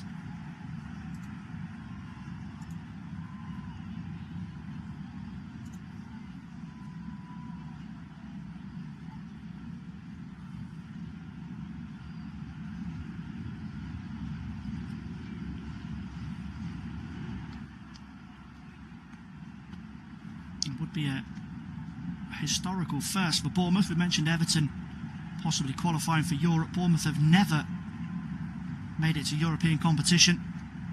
This is their 9th season as a Premier League side. A 5-campaign spell under Eddie Howe. This is their 4th on the trot, 3 of which under Andoni Iraola. There's been real consistent improvement under the Spaniard. He's matched the work of Eddie Howe. 9th last season, that was as good as anything that the current Newcastle boss could manage during his time in charge of the Cherries. In fact, both of Iriola's seasons in charge, it's been at club record points as well, 48 in 23-24 and then 56 last season. It's a real upward curve, and that's only heightening the speculation that he might be lured away. There's been conversations with the ownership since the start of the campaign, but nothing down on paper. Reported to be unhappy about the amount of players being sold. Antoine Semenyo, the most recent of those, heading off to Manchester City last month. He lost 3 of his first choice back line as well over the summer. Howson, Zabrani and Milos Kerkez continues to have Bournemouth as a Premier League force. Here's Mykolenko, space to charge away down that left hand side. He was tangling there and aiming for a corner as Ryan tracked him all the way. Eventually decision in favour of the Bournemouth man. And a real bright start to his career in Premier League football. Signed at the end of January from Vasco da Gama.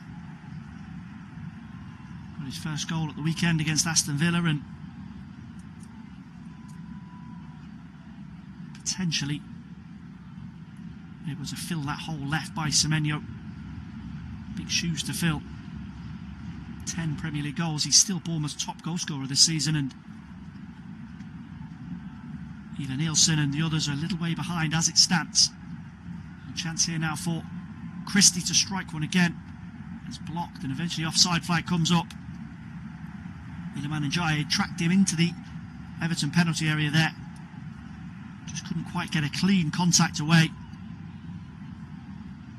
Picks Ndiaye's pocket there as they tussle, and the Everton man maybe a little fortunate to get that decision. Christie hooking his foot round before he got the shot off. Andy Madley decides otherwise. Pickford again. Long ball forward, helped on this time by Barry. Shrewsbury Hall not able to get away from James Hill.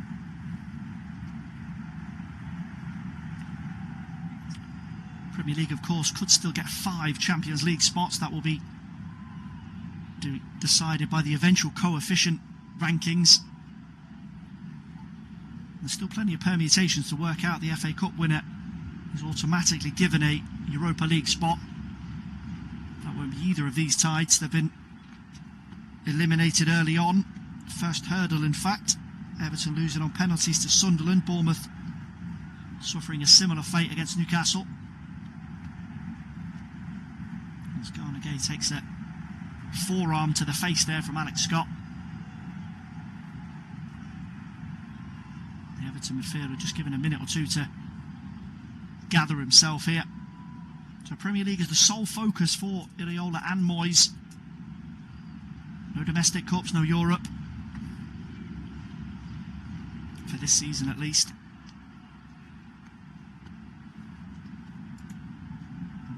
just making the point to Andy Madley that could possibly be classed as dangerous play. Anything more than a warning for Alex Scott. So 25 minutes gone here. Not a great deal to write home about just yet. No real chances for the Toffees or the Cherries. Just that sole attempt on target, which was from Ryan Christie, easily dealt with by Jordan Pickford, and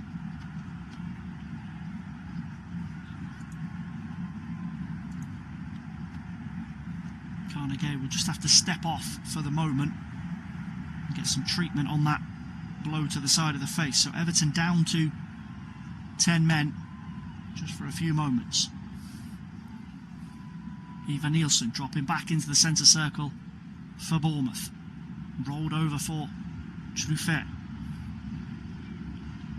Everybody but Petrovic pushed over the halfway line here for Bournemouth. Senesi steps forward, tries to sneak a ball forward for Ryan. Easily dealt with in the end by Branthwaite, but Barry isolated as he tries to press forward. Nice win inside the centre circle though by James Garner. Everton have got men forward here. Kiernan Dewsbury-Hall's pass just ahead of Tyreek George there allows Jimenez a chance to recover. Here's Alex Toth over the halfway line, chased by James Garner and held up by James Garner there. Toth claiming there was a hand on the shoulder. Play on, says the referee. Christie will take over here now. Everton push back to the edge of their penalty. Christie with a lovely ball forward for Toth. Tarkowski, brilliant intervention there.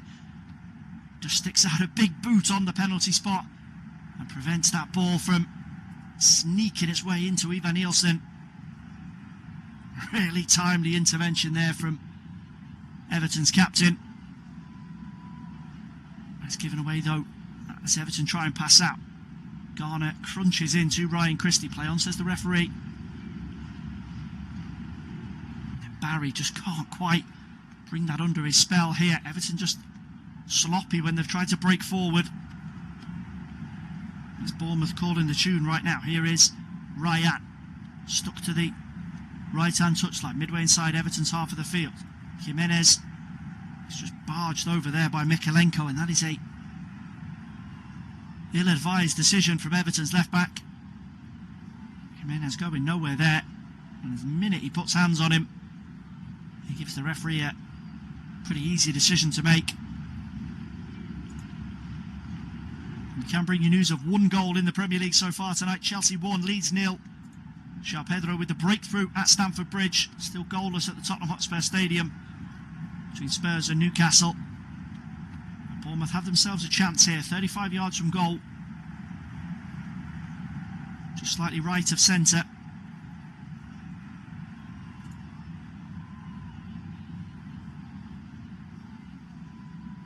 And floated in by Toth. Easy gather there for Jordan Pickford. Didn't get the curl on it that he wanted there, the Hungary international.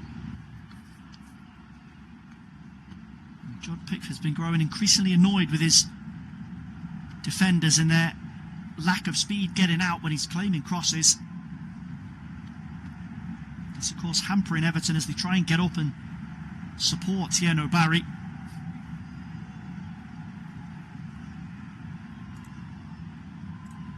Shrewsbury Hall here drives away down the left-hand side, does well to get away from Scott. Pinged across the 18-yard line for Njai. Poor first touch though, cleared away by Bournemouth. Mikalenko there, heavy control on the halfway line, but eventually manages to tow it back for Jordan Pickford. Now Tarkowski.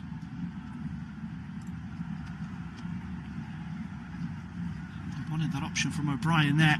Instead just goes in field for Garnegay. Now Njai in the centre circle. Barry dropping very deep again.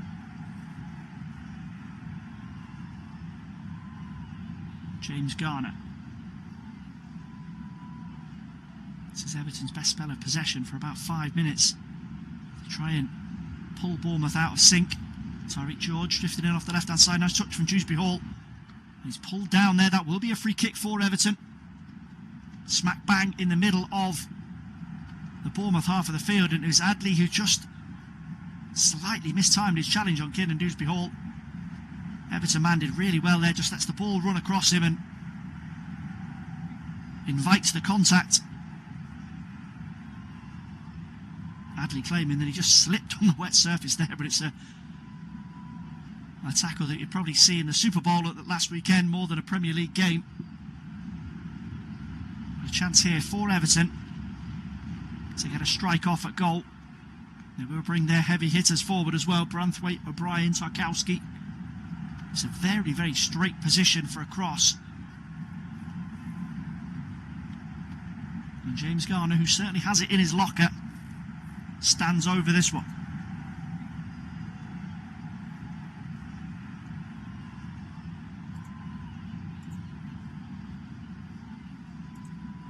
Garner to take. Driven, got goal, and it's spilled, and it's turned wide! Oh my word, what an opportunity for Tierno Barry. And on a wet night, that's a keeper's nightmare. Garner smashes it down the throat of Jordi Petrovic. There's no chance he's able to hold on to it. The speed that it comes out at Tierno Barry, he just can't sort his feet out. And scuffs it off target. Huge chance for Everton's number 11. Right on the half an hour. And possibly can't be too critical. It comes at him very, very quickly. But that is Everton's best opportunity by a mile so far this evening. Garner now down this near left-hand side. Opts to go to Dewsbury Hall, across it to the back post and Jai. And it's turned away by Jordi Petrovic. 2 chances in 2 minutes for Everton. Barry and Njai both frustrated. Can Everton just turn the screw here? Possession given away there by Tyreek George, who loses out on a tussle. Alex Scott over the halfway line, tracked by Dewsbury Hall.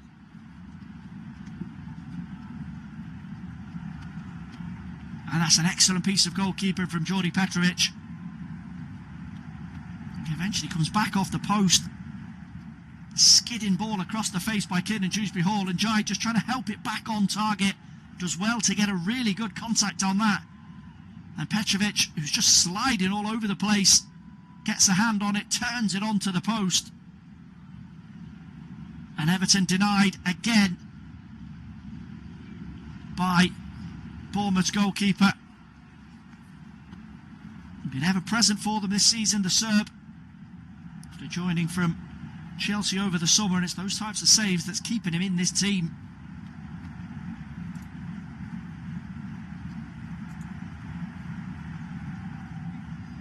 After a bit of a slow start, it's Everton now knocking on the door.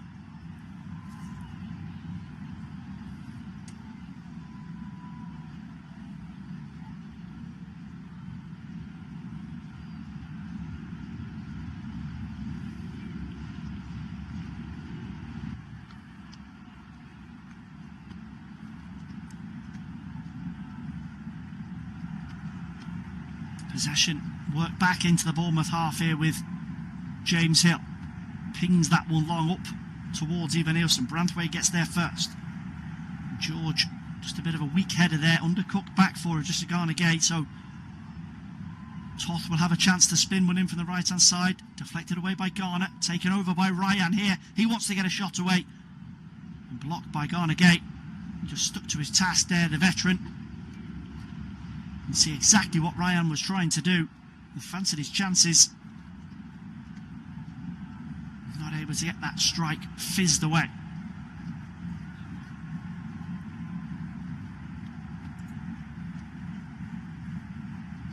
And Marcos Senesi on the halfway line.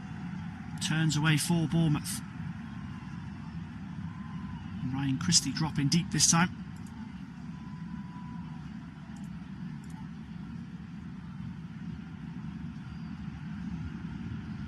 Everton will be buoyed by that, you'd imagine. Best 2 chances of the game by some distance at either end. Barry unlucky, and he just couldn't quite react quickly enough to steer that past Petrovic, and then a former Chelsea man coming firmly to Bournemouth's rescue against Iliman Ndiaye. As the Cherries now will try and storm forward. Jimenez floats a cross in, it's turned away by Branthwaite, and Ryan will go again. And that blue wall back there defending away on the edge of Jordan Pickford's penalty. Kieran Dewsbury Hall will protect this on the counter for Everton. Needs support. Eventually Ndiaye gets over the halfway line to back him up.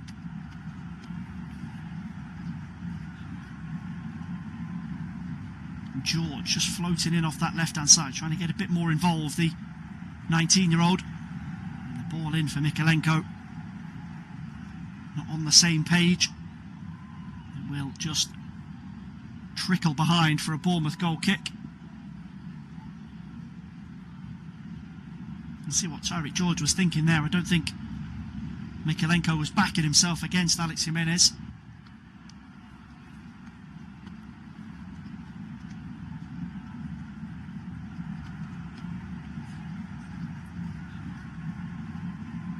No Seamus Coleman in the matchday squad today for Everton either. He was heavily talked about in the win over Fulham at the weekend, with David Moyes serving a touchline ban in the stands. It was Coleman alongside him, and further fueling speculation that he might take a coaching job over the summer. Moyes, as usual, full of praise for the Irishman coming into this one, claiming that it'll be important in whatever role he takes at Everton in the future. And he will still be called upon from a playing perspective as well. Not this evening, however. Jimenez fouled there by Tyreek George. A free kick for Bournemouth in their right back spot. So still just that one goal in the 7:30 PM Premier League games.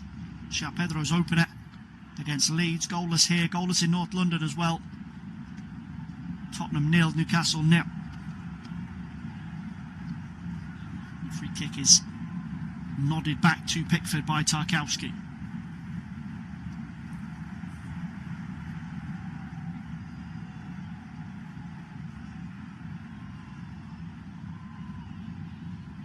Long ball forward there, and Ndiaye just misjudging the flight of it, and Carnegie and Dewsbury Hall have actually collided with each other on the halfway line. Dewsbury Hall coming out the worst of that one. So Madley will just call a halt to proceedings for the moment. Saw one that for Kieran Dewsbury Hall. He's the one coming in with the forward momentum, and Carnegie just doesn't see him. No lasting damage though, both players back up.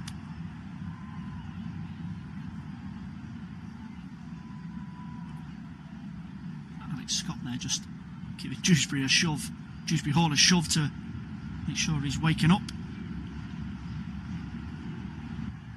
And the long ball forward from Branthwaite, not close enough to Tyreek George. Picked off in midfield by Alex Toth. Ryan takes over. Now Ivan Nielsen, 25 yards from Pickford's goal. Switch to the left hand side. Truffaire's ball is cleared away by Tarkowski. Here's Dewsbury Hall. Again, just short on assistance there when he tries to break, and George has been caught napping by Alex Jimenez. Working in for Toth, onto Ivan Nielsen, deflected, gathered in by Pickford. And the young man down this left hand side, Tyreek George, is having a really tough night on his first Premier League start for David Moyes. Preferred over Harrison Armstrong. Another foul from him there as well on the halfway line. Just needs to settle, needs those experienced players around him to try and guide him, help him.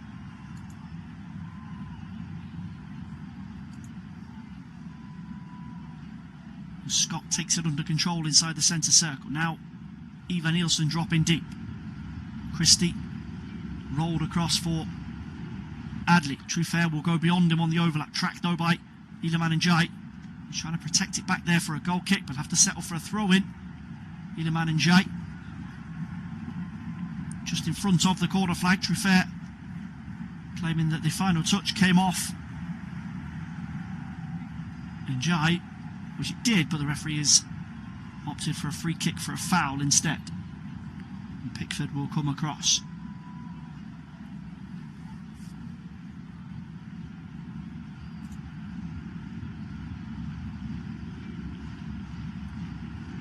And that long ball hoisted into the rain. Barry does manage to get a knock on there past James Hill.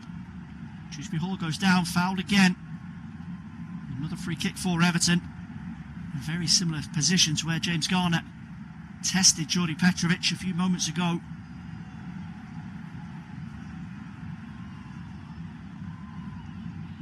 A little bit closer in here, more 30 yards this time round, slightly off to the right hand side. I think Garner will have the same idea again. Get this on target, give Petrovic something to deal with. And if Barry and Njai are sniffing around this time, he might get one on target.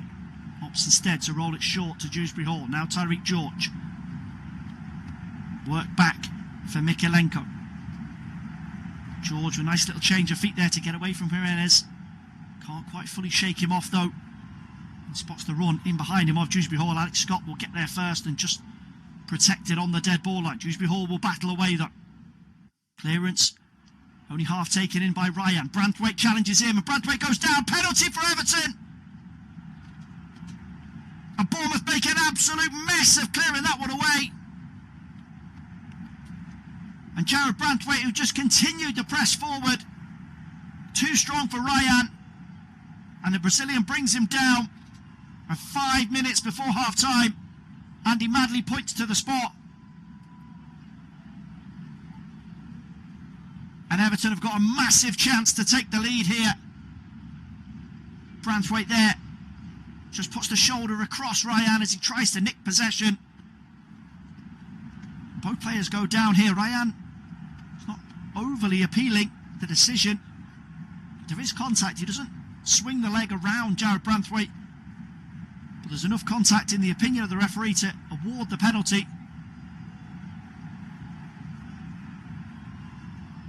Now, James Garner has the ball in his hand. Well, my money would be on Iliman Njai taking this. We so often see somebody minding the ball for another player. And that is the case. Njai will give the shout to James Garner. Both of them have taken Premier League penalties this season. Both of them have been successful, just one each. But it will be Njai to try his luck here against Jordi Petrovic. He'd been denied by the Bournemouth goalkeeper already this half. This is the big one for Everton. Njai against Petrovic. Andy Madley just clears the penalty area. Deep breath from Njai. Madley blows his whistle. Njai steps up and steers it home for Everton. Petrovic goes right, but it's right in the corner from Iliman Njai. And on a battling night on the banks of the Mersey, it's Everton who strike first here. Crisply taken from Iliman Njai. Had to be right in the bottom corner. Petrovic gets himself across but can't tip it round the post. And Everton have the lead.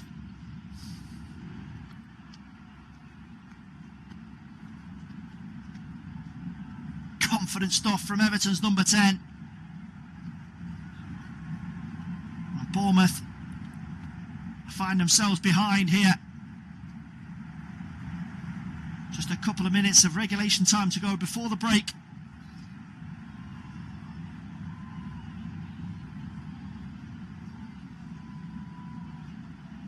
Ryan, a frustrated look across his face. Certainly does catch Jared Branthwaite.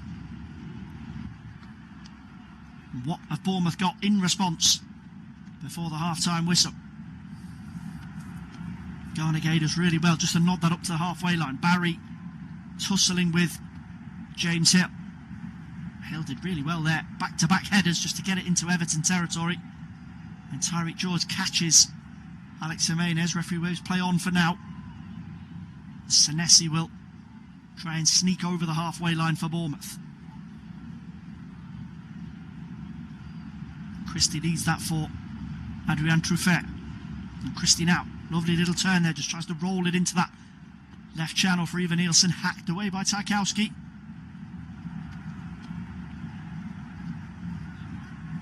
And there has been a goal at the Tottenham Hotspur Stadium. Joe Willock with the breakthrough for Newcastle. So one goal all round in the 7:30 PM Premier League games. Chelsea still in front, are home to Leeds. Willock in North London, and Njai here at the Hill Dickinson Stadium.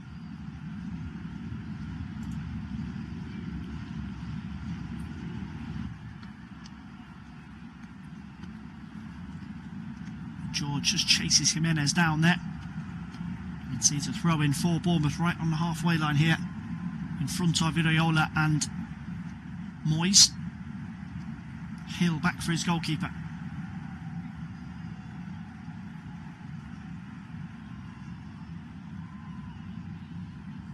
He's challenged on the halfway line there by O'Brien. O'Brien comes out on top. Garner now rolls it for Njai. Stuck over on that right hand side, just past the Bournemouth 18-yard line. And eventually an offside flag is raised.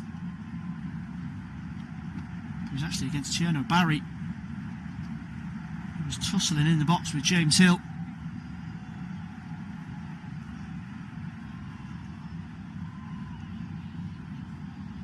It's actually blown for a foul rather than offside call. Barry deemed to have pushed Hill to the floor. And the fourth official, Sam Barrett, is out with his board. Be 3 minutes of additional time. Njai loses out over on that right hand side for Everton. Garnegate just about pinches it off the toe of Ivan Nielsen. O'Brien will clear. Barry wins it off Senesi. Can he chase down Hill? Hill back for Petrovic. Cleared away, only as far as Branthwaite on the halfway line. And Jimenez will take over. Gets past Tyreek George. Can he roll a ball in field? Nice take from Ryan on the edge of the box. And it's deflected behind for a corner. He's been a real threat, the Brazilian. Driving in off that right-hand side. And Jimenez, not for the first time so far this evening, gets away from Tyreek George, and James Garner was the wrong side here.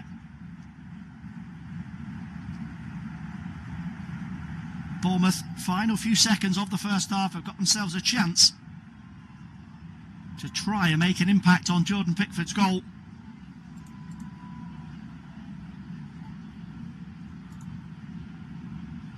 I can confirm, before this corner comes in, that Joe Willock goal has been ruled out by VAR, so it is back to 0-0.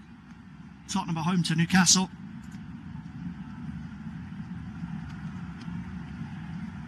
The corner is cleared away by James Garner. Bournemouth will have a throw in though. Everton just need to see this final minute of stoppage time out.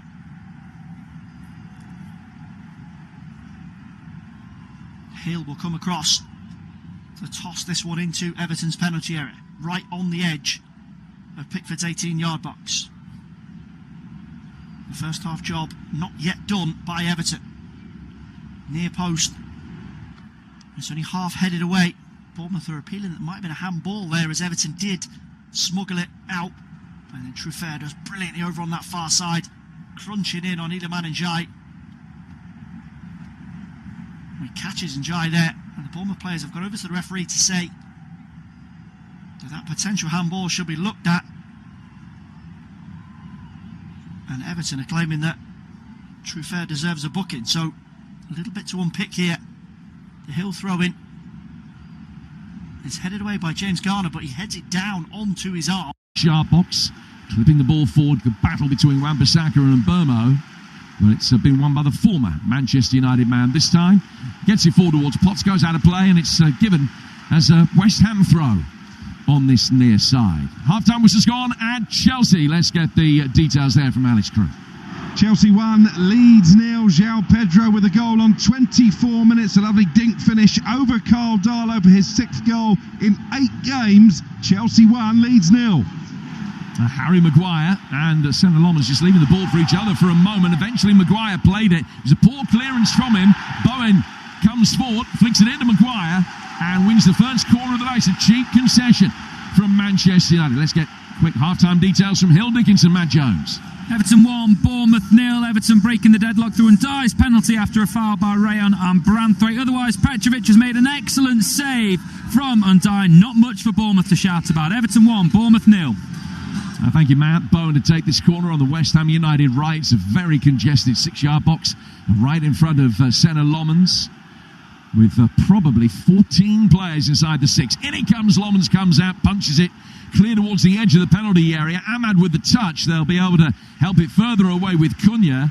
Wan-Bissaka mopping up for West Ham in the centre circle. Ahmad chasing after him, but Wan-Bissaka can get it back for his goalkeeper. That's Hermansen, who's been recalled to the West Ham side, taking Areola's place at the weekend and keeping it tonight for West Ham. It's 0-0 here. 5 minutes gone. A very lively end of the first half at Tottenham. Ollie Kling. And Newcastle are in front. Tottenham 0, Newcastle 1. Malik Chow has put the Magpies into the lead. It was a wicked cross from the right from Anthony Elanga. Chow headed it towards goal. It was saved by Vicario, but at the second bite of the cherry, Chow prodded it home to put Newcastle in the lead on the stroke of half-time. It's live on TalkSport 2. Tottenham 0, Newcastle 1. Fourth goal of the season for Chow. And they do lead in the 6th minute of first half, stoppage time, by a goal to 0. So Chelsea leading Leeds 1-0, Everton 1, Bournemouth 0, Spurs 0, Newcastle 1. And in the Championship, Leicester 3, Southampton 0, Norwich 2 up at Oxford, Birmingham against West Brom is 0-0. That was an 8 o'clock kick-off. And this 8:15 start still 0-0 through the opening 6 minutes here on TalkSport. Interesting tonight that Manchester United are doing what they did at the weekend. Cunha is the man that's playing through the middle with Burmo on the left, and it has been an unchanged side for the last 3 games.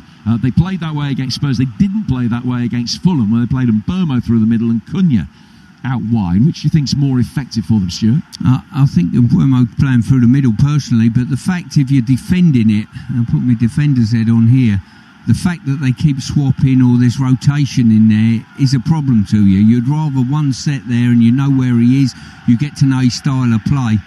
Just looking at both teams, they look as though, I don't know, they've got the mentality of just seeing the game forward at the moment. I think both will probably come away from here and be happy with a point.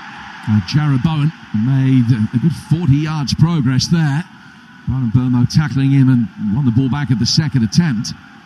And Mainu back to his left-hand side for Casemiro, who's making his 150th Manchester United appearance today. He's been hitting the high notes in his swan song so far after announcing that he was on his way in the summer. The ball clipped forward there, just to drift straight through to Hermansen in the West Ham United goal. Half-time whistle's now gone at Spurs. Ollie? Yeah, Tottenham 0, Newcastle 1 at half-time. Malik Chow with the goal right on the stroke of half-time. He prodded home a rebound, having seen his initial header save. Newcastle fully deserved their lead. Spurs with plenty of work to do in the second half. Booed off by their fans at the break. It's Tottenham 0, Newcastle 1. In the National League, Wilston are trailing at Altrincham by a goal to 0 as West Ham United have possession inside their own penalty area. Hermansen going to his left for Disasi. Potts showing for the ball under immediate pressure from Kobbie Mainu, able to lay it back for Diouf, then turning the ball out of the right. Wan-Bissaka is on the end of an excellent crossfield pass, and the Hammers have effectively changed the direction of this attack. Work then back into the feet of Mateus Fernandes.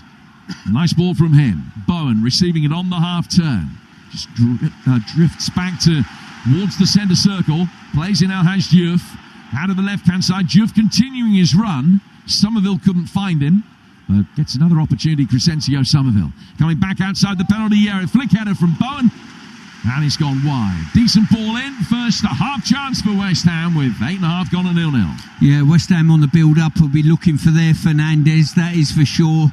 Got a good range of passing, gets turned very well. United on the other end, they've got their own Fernandes, who they'll look to feed, just operating behind West Ham's midfield, just in front of the back four. And we wondered whether Souček will be the deep lier or the one further up.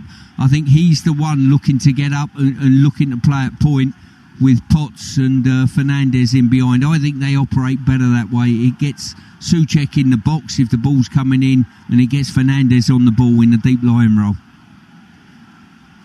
Here's Lisandro Martinez for Manchester United, bringing it forward towards halfway with TalkSport.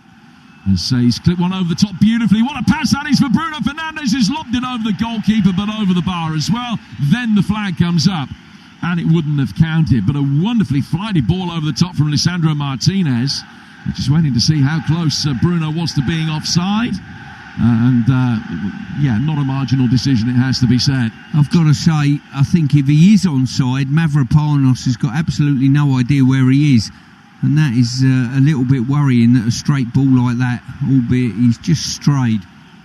Good goalkeeping from Hermansen, who couldn't be sure that the flag was going to come up, and he raced out. Forced Bruno Fernandes to take it early, and he clipped it over him, but to do so, because Hermansen was on the scene so quickly, all he could do was put too much loft on it. West Ham get the ball from back to front very quickly and too long, and straight out of play for a goal kick that Lomans will take with 10 minutes in. 0-0. Yeah, I've covered United a few games, certainly since Michael Carrick's walked through the door, and I think a feature of their game has been balls that they play in behind the back line. You know, they've got good movement from Abuemo and the like up front, and they really play that ball, either calculated small ones or alternatively just balls over the top that they're happy to chase. And against Man City, against Man City, they're outstanding against it. No, apologies, Stu. They're determined to play out from the back, Manchester United. Maguire eventually dispensing with the ball, got caught, and Castellanos was coming across to close him down and fouled him. And it's a free kick that United will take through goalkeeper Lomans. West Ham's home record well documented. Played 12, points 10, and they've conceded not too far short of twice as many goals as they've scored here. Beat Newcastle, Burnley and Sunderland, but that has been it, although the performance against Sunderland in their last home game was significantly better than nearly every home display that's preceded it. Trying to build on that tonight in a fixture in which they've got a really good record. In fact, if they win tonight, for the first time since the 1970s that they've won 4 successive league games at home to Manchester United. Maguire heads the latest long ball away. West Ham winning the seconds, nodded down towards Castellanos. Man United win it back, and then only find Diouf. Mainu takes over, the latest to win the second ball in the midfield. Ahmad goes out to the Manchester United right. Diagonal ball clip for too long for Brian and Burmo. And it goes straight through for Hermansen. You're listening to West Ham against Manchester United on TalkSport with Sky Sports. And don't forget that with Now, you can stream the Premier League flexibly with a Now Sports Day or month membership. 18 plus, stream via internet. Terms apply. We've just seen West Ham's moving the ball from right into Freddie Potts. I think Freddie Potts should be hitting a big diagonal there. Somerville, right-footed effort, Lomans beats it away. Loves to drift in from that left-hand side onto his right foot. He's in the goal-scoring form of his life. Lomans would have been disappointed had that beaten him, but he had to stretch just to palm it away to his left-hand side and get it wide for a corner. Yeah, comfortable save, but you've got to say, really good play by Somerville, opening the goal up and just making the point earlier. You know, they moved the ball out, Fernandes into Bowen. I think when it comes back into Freddie Potts, if you're really going to expose United, Somerville needs the ball nice and early. So Bowen to take this latest corner, not as congested the 6-yard box this time.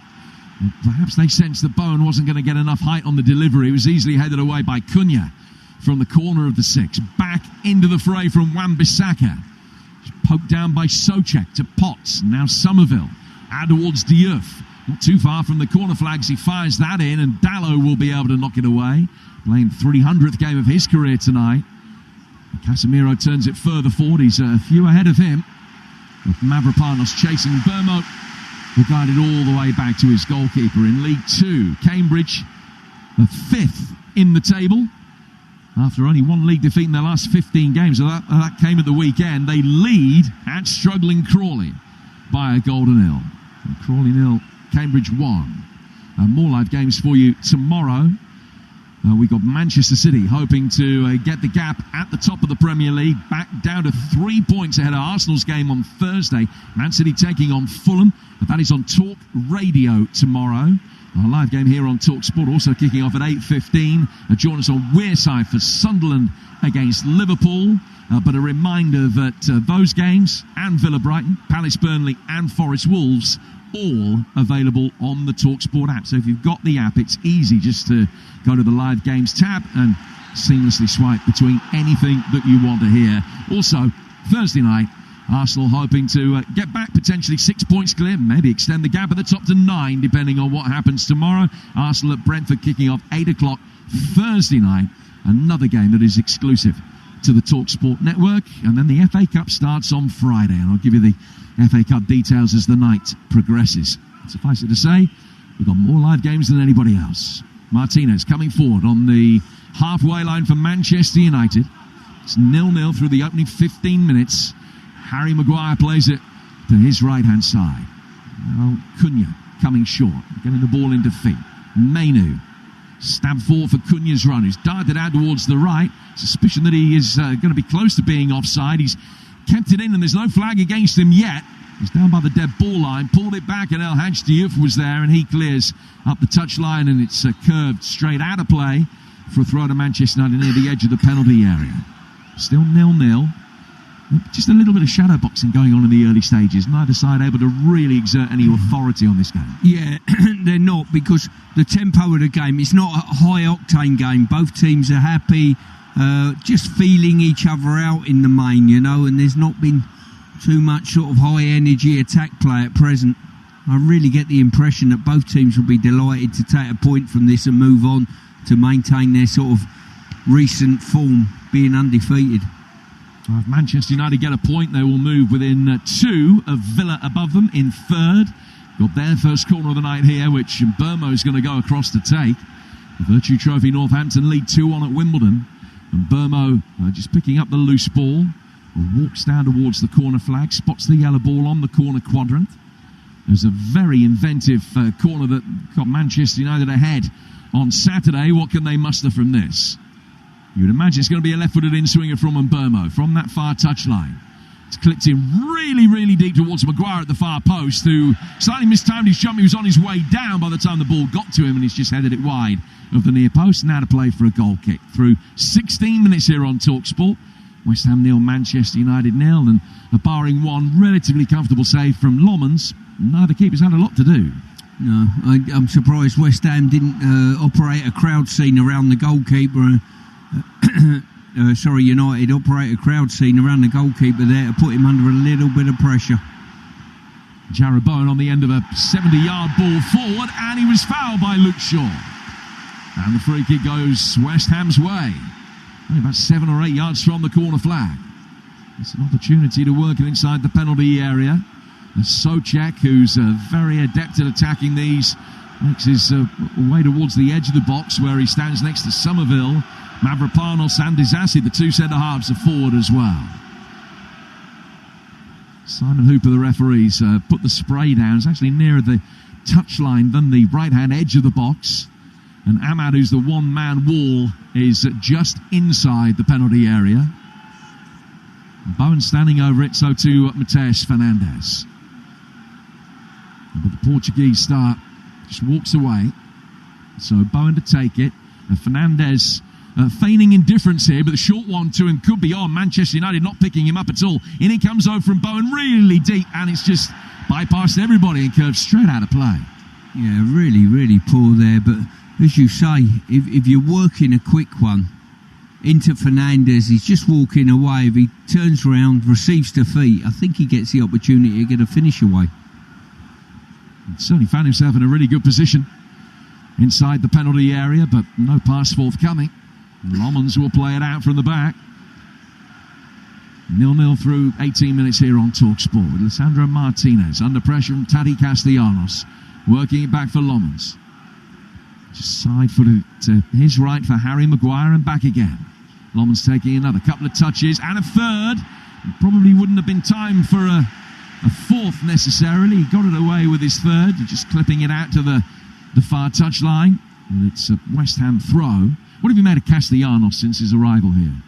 I think he's been steady away. I don't think it's an easy start to come in as a centre forward at West Ham, because West Ham haven't been doing particularly well, aside from, maybe the last couple of weeks, if you like. But I think he's working hard enough for the team, but he's not done anything to really catch me eye, Jim, I've got to say. Well, got his first Premier League goal at Burnley at the weekend. He scored the winner against Queen's Park Rangers in the FA Cup as well. That's been it so far. 2 in 6 for him coming into this. Bowen with a little reverse. Brian Mbeumo is back. Should be able to deal with it easily enough on the left-hand touchline for United. Played for them by Lisandro Martinez. Gets it back from Casemiro. Manchester United just work it into Kobbie Mainoo, who can turn, and that's really neatly done. Cunha dropped off. And then gets it back and plays it through the centre circle. Out to the right-hand side. Ahmad making his run towards the byline as he got it into Disasi before it's gone out of play. The answer is no. And the goal kick is given. 0-0, 20 minutes gone. This competition.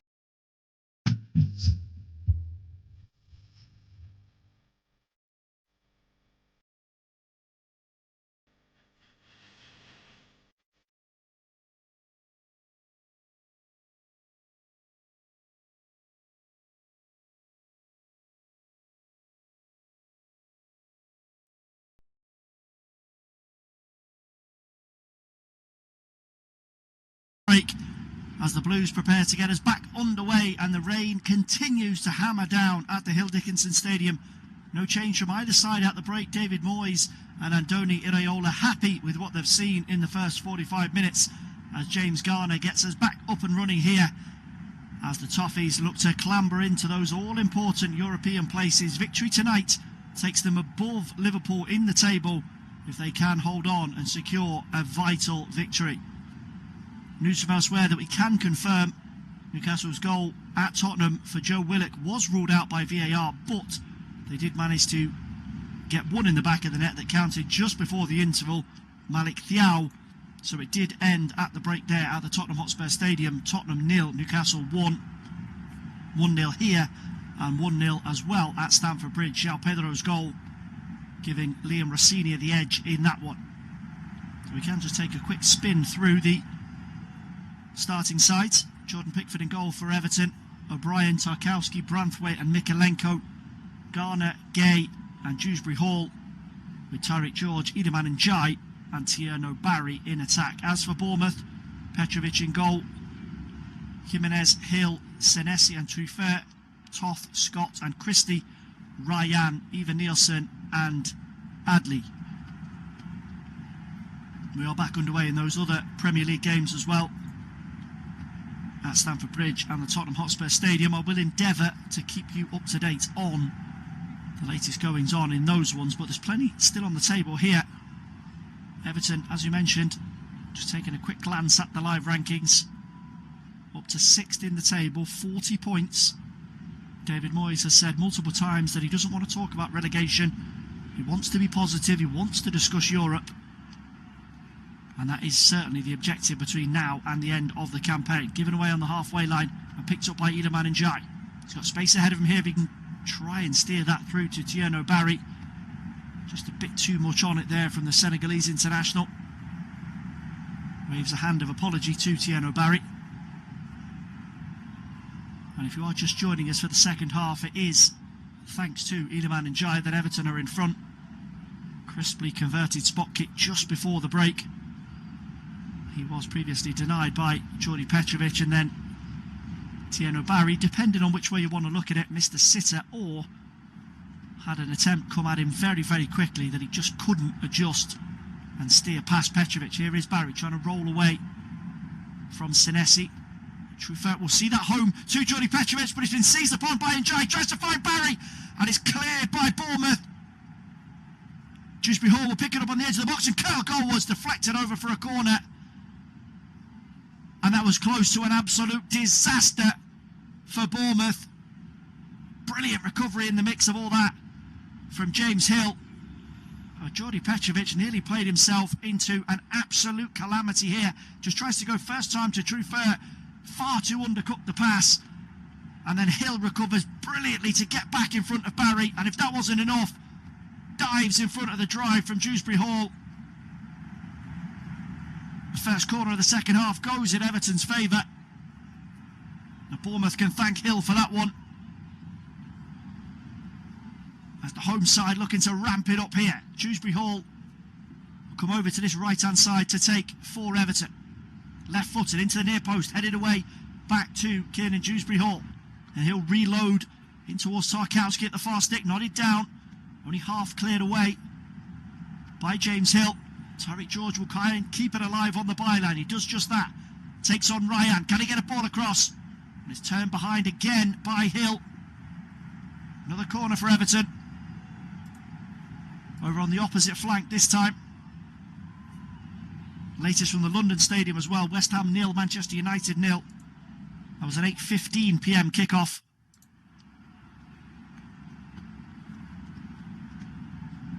And Everton will keep their heavy hitters forward. O'Brien, Tarkowski, Branthwaite all staying in there.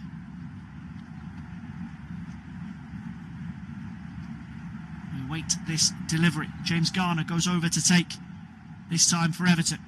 Near post to target again, helped on by Tierno Barry, but it's smashed away eventually by Bournemouth.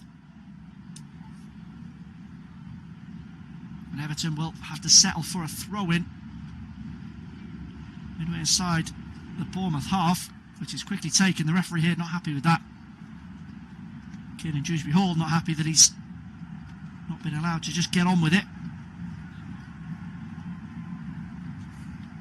Andy Madley is a stickler for the rules, if anything. Mikalenko eventually tosses that down that left channel for Tierno Barry. George keeps it alive for Everton. Nice take there from Barry on the corner of the penalty area. Tries to feed it back for James Garner. Tyreek George now, lovely little change of feet from him. Can't quite get past Jimenez. And Alex Scott just about manages to win the last contact off George, so it will be a throw-in for Bournemouth. Difficult first 45 minutes, Tyreek George, on his first Premier League start for Everton, but David Moyes' half-time message seems to have been heeded by him. A clearance up to the halfway line. O'Brien gets there just before Adley. Nodded forward for Njai. Wrestling away with Adrien Truffert. Can't quite get the clearance away for Bournemouth. Njai will now track Ryan Christie back, and he's fouled in there. Free kick for Bournemouth. Andy Madley just steps across here to cool the situation down. He's kept his cards in his pocket so far tonight, Andy Madley. And a late challenge from Iliman Njai, the two number 10s going head to head. Just about escapes with a warning this time round.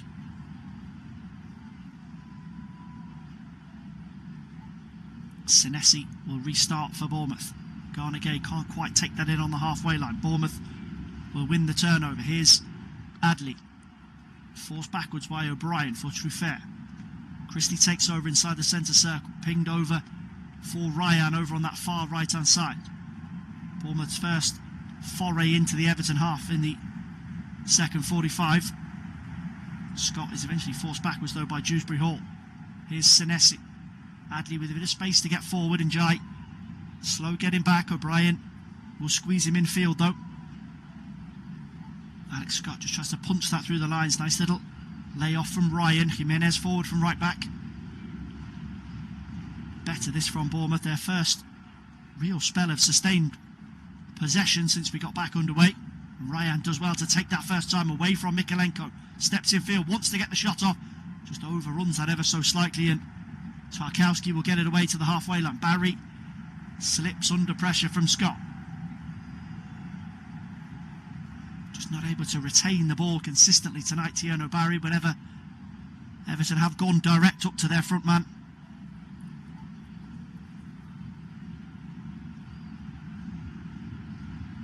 Alex Scott over the halfway line for Bournemouth. Tries to roll that in between George and Mikalenko. Mikalenko sharp about his business to see it back for Jordan Pickford.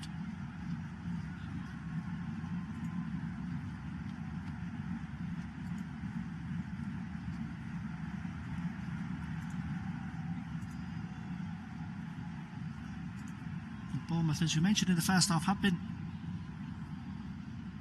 in relatively good form, unbeaten in their last 5 coming into this one. But they are struggling so far. It's rolled across to Barry and blocked on the 6-yard line. And again, Bournemouth almost shooting themselves in the foot. A simple ball just not dealt with. Senesi with the poor clearance, and Jai seizes on it and he just rolls it across the face of goal.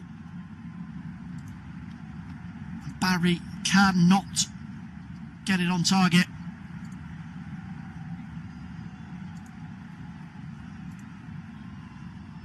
Will he get his opportunity? Here's George, wins back possession positively for Everton over on the far left-hand side, linking with James Garner, midway inside the Bournemouth half of the field. Ryan will get across to put the pressure on now. Mikalenko just about manages to get that back to Garner on the halfway line.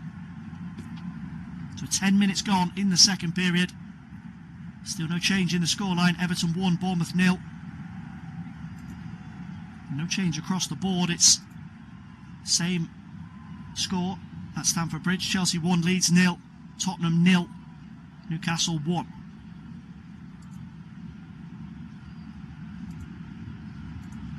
Another long punt downfield is claimed by Jordi Petrovic. He'll try and bowl this one out for Bournemouth to get moving forward. Truffert stepping in off that left-hand side.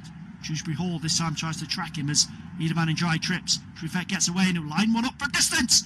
And just skims past Pickford's post. And that's Bournemouth's first shot in anger in the second half. And it was sloppy from Everton. And Jai and then Dewsbury Hall not doing enough to get out and put the pressure on Bournemouth's Frenchman. He set his sights there, fully 25 yards out, keeps it down. Just zips past Jordan Pickford's post. I don't think he was getting there.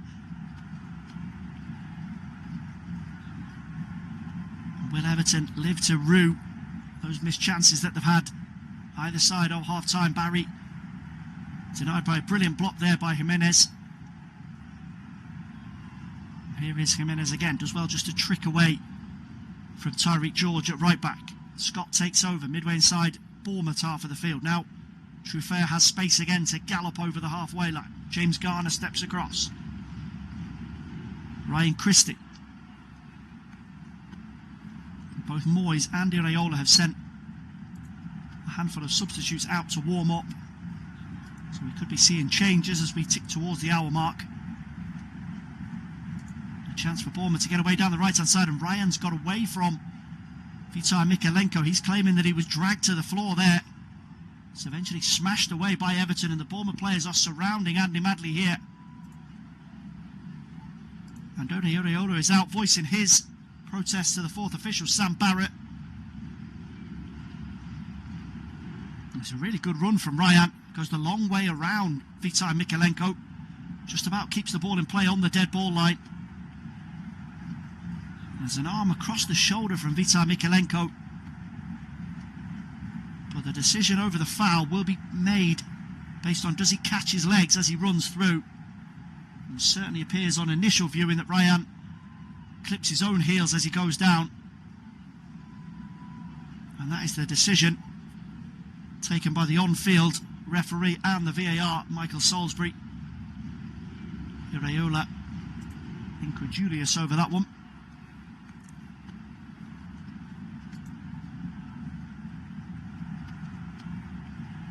Chelsea have got a second goal at home to Leeds.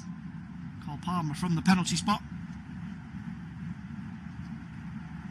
58 minutes gone here, and Bournemouth are going to make their first changes of the night. And it's the end of Alex Toth's first Premier League start. He's replaced by Eugenia Krupi, and Inas Unal is on for Ivan Nilsson. Unal up top and Krupi just in behind with Adley and Raya. Bournemouth eventually having to settle for a throw-in, which is headed away up to the halfway line by Everton. Jimenez, the last man back. Barry puts the pressure on. Cleared forward and headed away by Tarkowski, then helped on its way by Kieran Dewsbury Hall. Barry's caught Alex Scott there right on the centre circle. Will be a free kick for Bournemouth. Incidentally, Ryan was cautioned in his protest there, angry at Madley's decision not to give a penalty. And that's the first booking of the night, and it goes to a Bournemouth player. So still Everton 1, Bournemouth 0.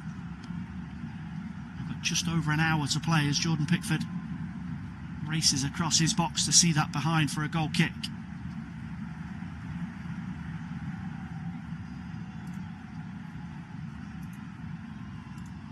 Beto is stripped and ready to go over on the Everton bench alongside Harrison Armstrong. And Merlin Roll is also in conversations with David Moyes, so it could be a double or a triple change here. James Garner races away down this right-hand side. Tries to go first time into Jake O'Brien, who'd stormed forward on the overlap, but it's played directly out of play. Bournemouth will restart with Truffert. We tick over the hour mark. Everton in the ascendancy. A result that could potentially have massive implications on that race for Europe. Nice take on the halfway line by Krupi. Laid off for Truffert. Tracked in field by Iliman Ndiaye. O'Brien takes over. Tries to squeeze Bournemouth back. Krupi will go central here, just behind Enes Unal. Ryan and Adley will stay out wide for Bournemouth. Ryan Christie just shuffled backwards alongside Scott, so pretty clear to see what Iraola's plan is for the final stages. Can Everton withstand it? Here's Truffert again. He's got Ndiaye backing off on the edge of Everton's penalty area. Changes onto his right foot to the back post. And Bournemouth are level. Ryan, back-to-back Premier League goals. And it has been coming for Bournemouth. Iliman Ndiaye just allows Truffert to check in on his right foot. And he angles it in over the head of Mykolenko. And Ryan, who opened his Premier League account against Aston Villa over the weekend, just sneaks in behind. And from a couple of yards out, heads it beyond Jordan Pickford. And Bournemouth are level. And Ndiaye too slow to get out and squeeze Truffert. Right, most of us probably expected him to try and drive down the line on his left foot. Now if that is his weaker foot, that's a heck of a cross by the former Rennes man. And Mykolenko ball watching as Ryan gets the jump on him. Nothing Jordan Pickford can do about that one. I wonder if this will impact David Moyes' substitution plans. Beto and Roll are ready to come on. It looks as if Armstrong has sat down momentarily, but the changes remain as they are.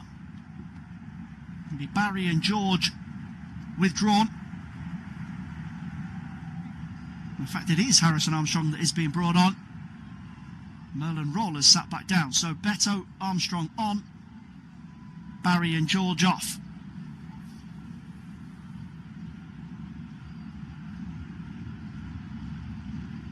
In the space of those two players stepping into the technical area to be brought on, Everton have gone from being in front to back level to back in 8th position.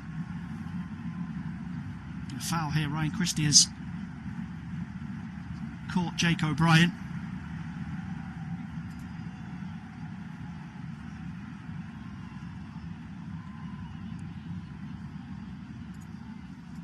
Just a break in play here as O'Brien is helped back to his feet for Everton. The Bournemouth fans starting to find their voice down in that far corner of the Hill Dickinson Stadium, singing in the rain.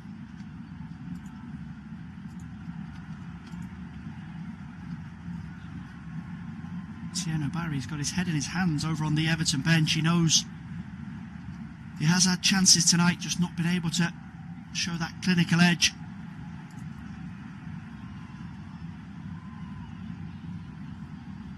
Not able to add to his 5 Premier League goals this season either.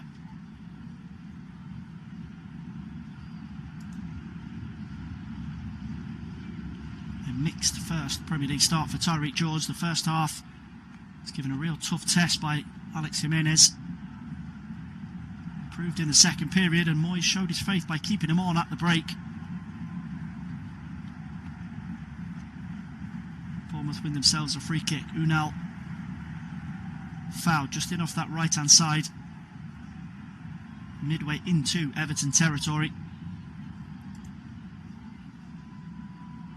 And Iraola will roll Senesi, Hill forward for this one.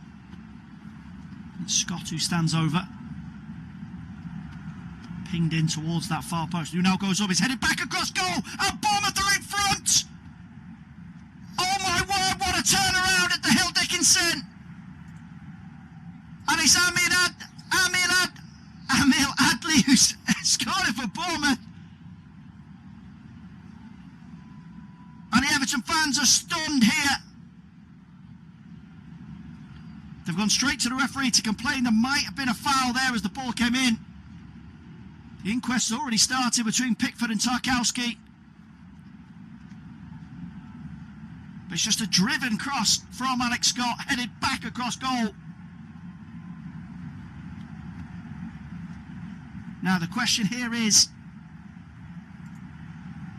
focused firmly on Enes Unal, who is offside as the ball comes in. But it's not him who heads it back across for Adli. It's James Hill who does really well just to get in front of Jake O'Brien. Unal is offside as the ball comes in. The question is, does he play an active role here? Gets away from Beto, who's clearly offside. Hill is fine as he wriggles away from Tarkowski to get there in front of O'Brien. And Jordan Pickford, who's just come scrambling across his 6-yard box, gets nowhere near it. And there'll be no check. Enes Unal not deemed to be actively involved. And this game has been turned right on its head in the space of 3 minutes. Ryan and Adli for Bournemouth, and the Cherries are in front. What have Everton got in response? Should be set up for a brilliant finale here. 25 minutes to go. Nice bit of skill there on the halfway line from Ryan Christie, and he's absolutely skied down there by Beto, who's come charging across the field and fouled him. And that'll be a card for Everton's number 9. Frustration from him there. Ryan Christie did brilliantly just to squirm past a couple of challenges. There's a heavy hit there from Beto.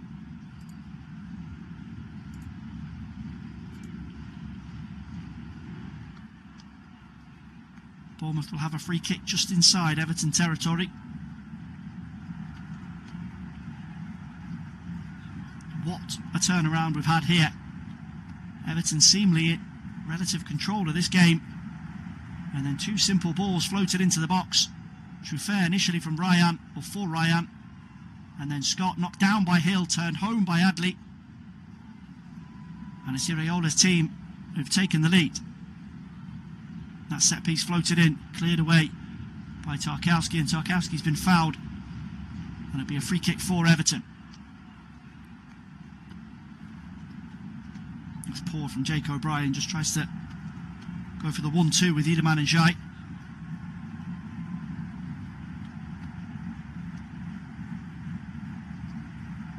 Still Chelsea 2, Leeds 1. João Pedro and Cole Palmer with the goals. Malik Thiaw's effort just before half-time has Newcastle in front at Tottenham.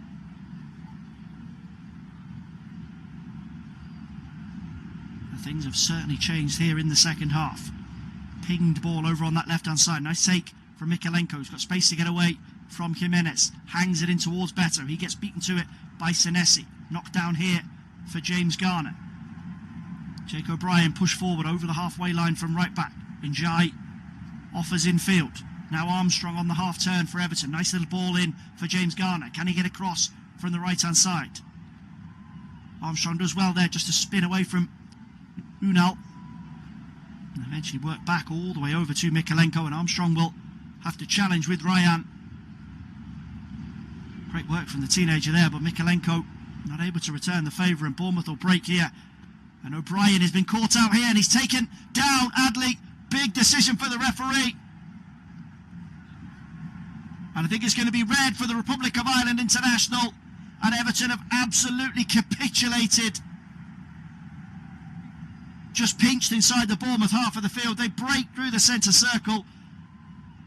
And Adley had the step on Jake O'Brien. He just clumsily goes through the back of Bournemouth's goal scorer. Tarkowski was racing back on the cover, and that's exactly what Everton are saying to the referee here. That there was a covering defender and that it wouldn't be a clear goal scoring opportunity, but as Adley takes that touch, Tarkowski is minimum 10 yards away, and Jake O'Brien knows exactly what he's doing there. He knows Adley's got away from him, and he just cleans him out. He's ordered straight down the tunnel by the fourth official, Sam Barrett. And Everton a goal down and a man down. 20 minutes to go here.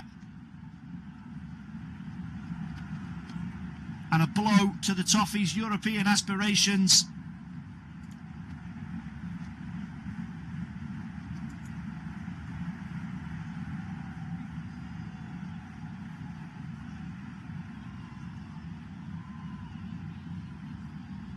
David Moyes shakes his head on the sidelines as that free kick is eventually just blasted wide.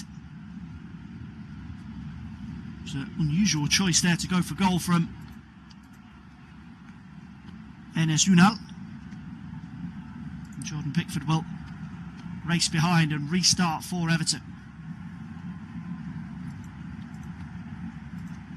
Just ushering everybody up into Bournemouth's half of the field. Goes long. Dealt with by James Hill.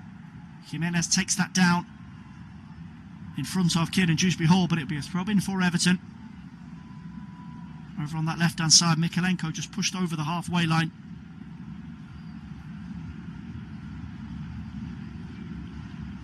Everton, of course, do have a right-back on the bench in Nathan Patterson if Moyes wants to make a change to cover that space vacated by Jake O'Brien. If he wants to roll the dice and go for a more attacking option, it's only really Tyler Dibbling that he can bring on. Merlin Rowland, Tim Irga-Burnham midfielders ordinarily for Everton.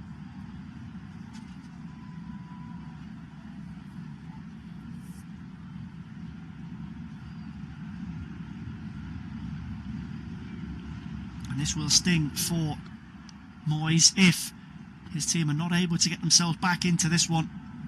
Really strong start to 2026, unbeaten in the last 5. But as we did mention, without a home Premier League win in the last 4, and unless they can pull something out of the bag here, that will be stretching to 5 and seeing them stay outside the European positions at the end of this evening. Rolled up to the edge of the penalty area. Iliman Ndiaye runs into a bit of Bournemouth traffic there. And the clearance is charged down by Ndiaye. Good tracking back from him after he gave up possession initially. Dewsbury Hall will take over. Goes into a bit of a cul-de-sac just in front of Bournemouth's penalty area though. Tries to work it out to Mikalenko, but it's pinched away from him. Bournemouth can break away again. 4-on-3 for the visitors. Over the halfway line here. It's going to be Enes Ünal who takes over. Blocked on the edge of the penalty area by James Tarkowski. I'm not sure he was the best ball there as Krupi and Adley were both streaming over the halfway line.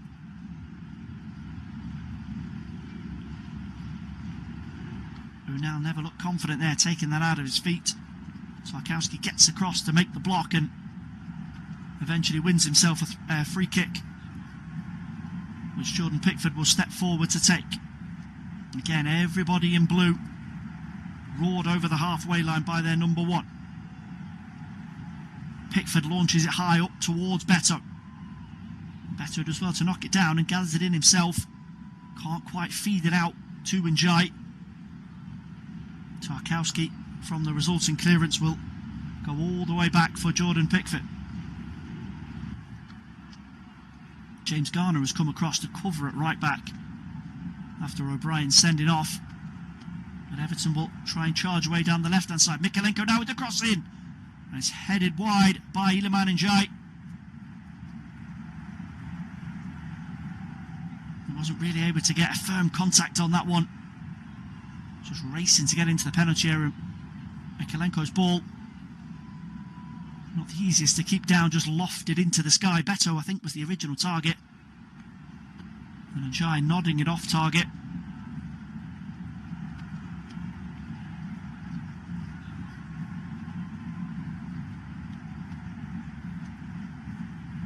What can Bournemouth do to manage this game? Krupi gives it away on the halfway line. Here's Dewsbury Hall. Rolls into the feet of Beto, trying to get himself a shooting angle. Again, Hill and Senesi slamming the door in his face. There has been a big change at the Tottenham Hotspur Stadium. Archie Gray with the equaliser for Spurs, were quickly cancelled out by Jacob Ramsey. So Newcastle 2-1 in front in that one.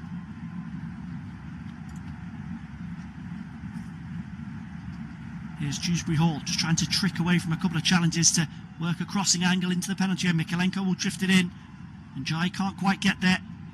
And Garner will fight for a corner here, and he gets the decision.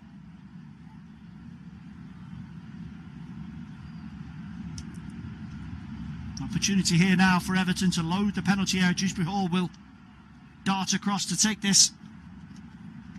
And we are into the final 15 minutes. Everton 1, Bournemouth 2. In half-time at the London Stadium as well. West Ham 0, Manchester United 0. Dewsbury Hall left-footed into the near post, easily cleared away, only as far as Garner. Smacked over the top of Petrovic's crossbar. Hasn't really found his range this evening, James Garner. That free kick in the first half, which was a bit of a sighter, spilled by Petrovic and turned past the post by Tierno Barry.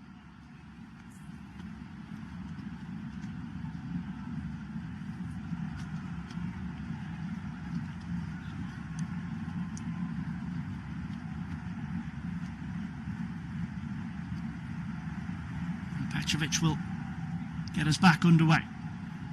Unal the target, but he loses out to Tarkowski. Adley back onto the halfway line for Truffert. Garner puts the pressure on. Bournemouth again forced backwards. Lewis Cook is stripped and ready for action on the sidelines.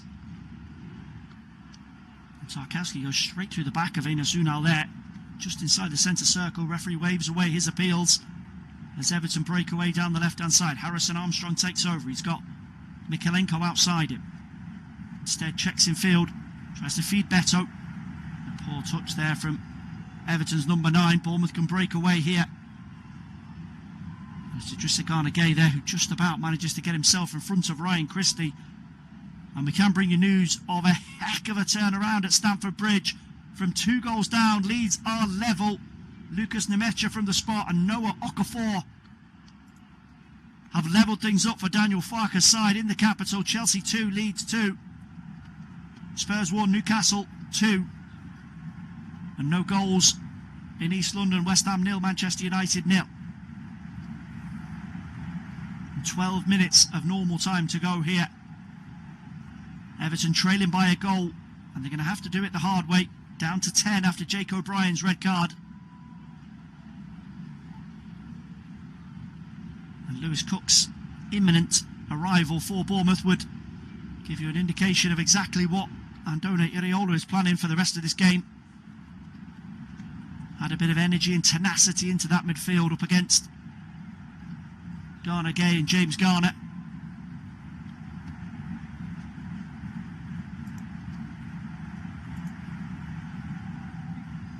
Bournemouth, as it stands, are up to 9th, level on 37 points with Everton, trailing only by goal difference.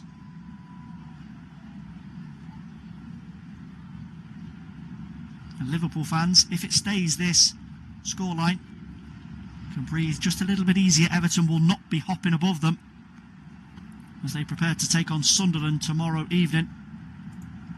We do, of course, have live audio coverage of that one. That's an 8:15 p.m. start. And we have 4 7:30 games. Aston Villa against Brighton, Crystal Palace, Burnley, Manchester City at home to Fulham, and then Nottingham Forest up against Wolves. Dewsbury Hall here trying to wrestle with James Hall inside the penalty area. Great challenge that from James Hill, rather. I beg your pardon. And Dewsbury Hall has stayed down there.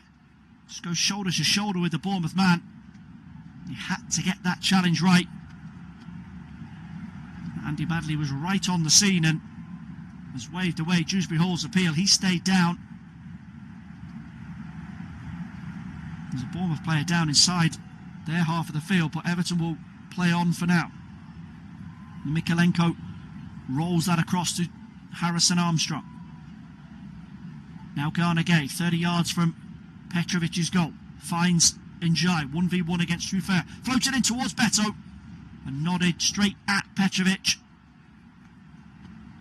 That's Beto's first chance since he's come on. He's unable to steer it either side of Jordi Petrovic.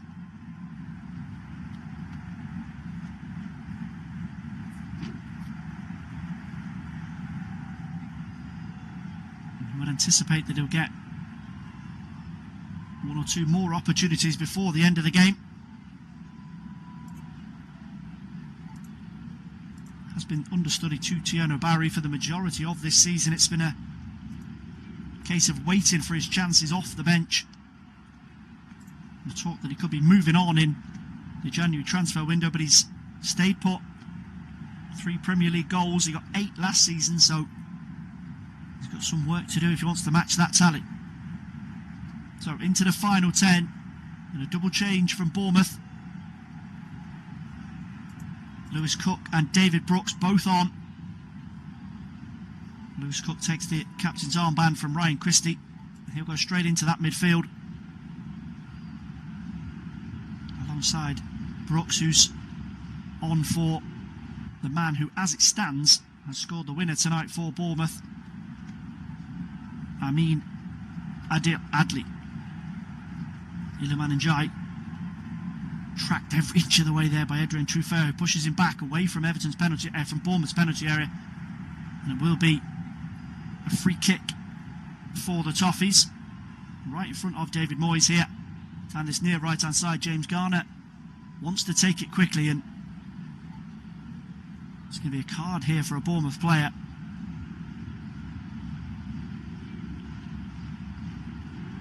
There's David Brooks, who's only been on the pitch a matter of seconds, who's immediately had his name taken. Garner denied the opportunity to take that one quickly.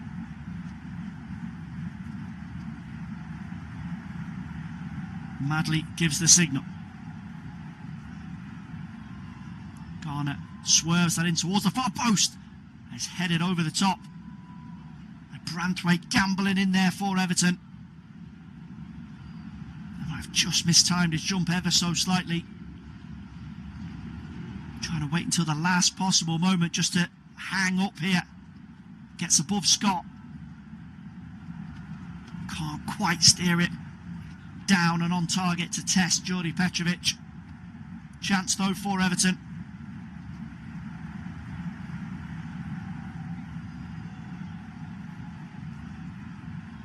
The clearance by Petrovic is seeing another free kick for Everton. Tarkowski fouled again by Enes Unal on the halfway line. Jordan Pickford will stride forward. James Garner initially fancied that, but Pickford will take charge. Branthwaite and Tarkowski both sent forward up there with Beto. Pickford again hangs that long into the night. Tarkowski goes after it, knocked down here, cleared away by Enes Unal. Mikalenko to Idrissa Gana Gueye, last man back for Everton. The Blues will roll again here with Mikalenko.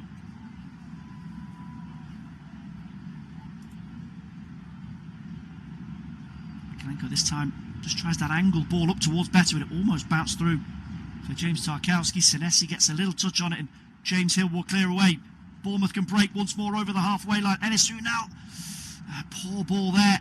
Tries to just feed it into the run of Krupi, and James Garner, who raced across from right back, just about nicks it away from him. That was not the pass that was needed from Enes Unal. Krupi was racing away from him. He gets that ball right and he's in on goal, and that could be good night for Everton. At 6 minutes to go, they've got another chance and another free kick. Mikalenko, the player, fouled this time right over on that left touchline, midway inside Bournemouth's half of the field. Tarkowski trots forward once more with Branthwaite. Curled in by Dewsbury Hall. It's Scott who gets the header away. Senesi's gone down here. He's claiming he was caught in the back of the head by Tarkowski. And that will give Bournemouth just a small window to reset. Tarkowski does catch the Argentinian from behind there. That's cynical from James Tarkowski. He realised the cross was going over his head and just blocks off Senesi from getting a contact on it.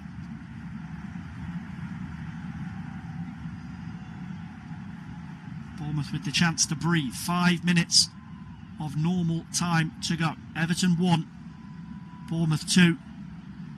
Ryan and Amin Adli with the all-important goals for Andoni Iraola's team. Carnegie up to the halfway line, bettered as well to protect that, but Iliman Ndiaye is beaten to it by Alex Scott. Another clearance pump forward. Harrison Armstrong just loses the flight of it there. Jimenez will nod it back for Petrovic. And Bournemouth are quick to spring away down the right hand side. Lewis Cook chased over the halfway line by Armstrong. Jimenez infield for Alex Scott. Beto can't quite get there. Armstrong does really well there just to get a toe in. Dewsbury Hall will take over. Just crowded out eventually though by Bournemouth players. Beto was trying to race away there for the pass from Dewsbury Hall, but Bournemouth back in numbers deal with it. Still 2-2 at Stamford Bridge. And Newcastle still 2-1 in front away at Tottenham. Pressure cranking up game by game on Thomas Frank. Another defeat tonight would be a real blow for him.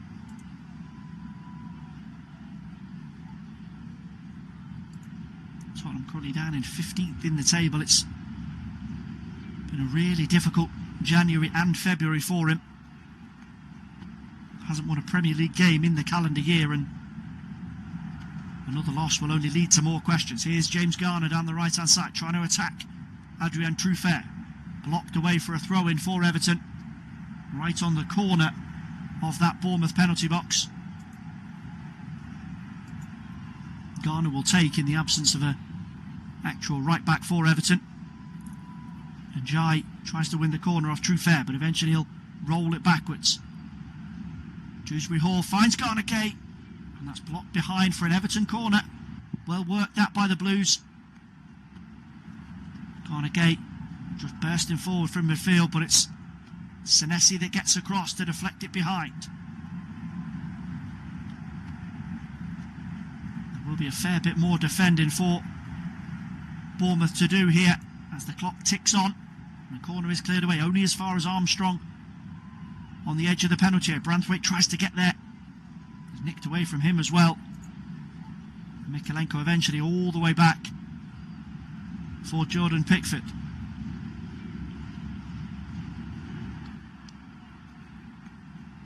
Iliman Ndiaye, who's drifted over to the left-hand side, tries to get the run on Ryan. Blocked by Ryan. Eventually he manages to see it behind for a goal kick. Ndiaye confident that was a corner. The referee sees it very differently to him. Good play that from Ryan. Back doing his defensive duty. And taking Bournemouth on ever closer to that 90-minute mark.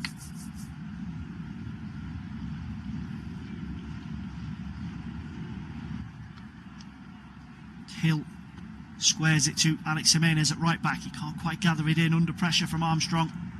Wins a throw in for Everton midway inside Bournemouth territory. Mikalenko back to Branthwaite. And Jordan Pickford, who's spent the last 10 minutes well outside his own 18-yard box, passes up to James Tarkowski. Pickford again.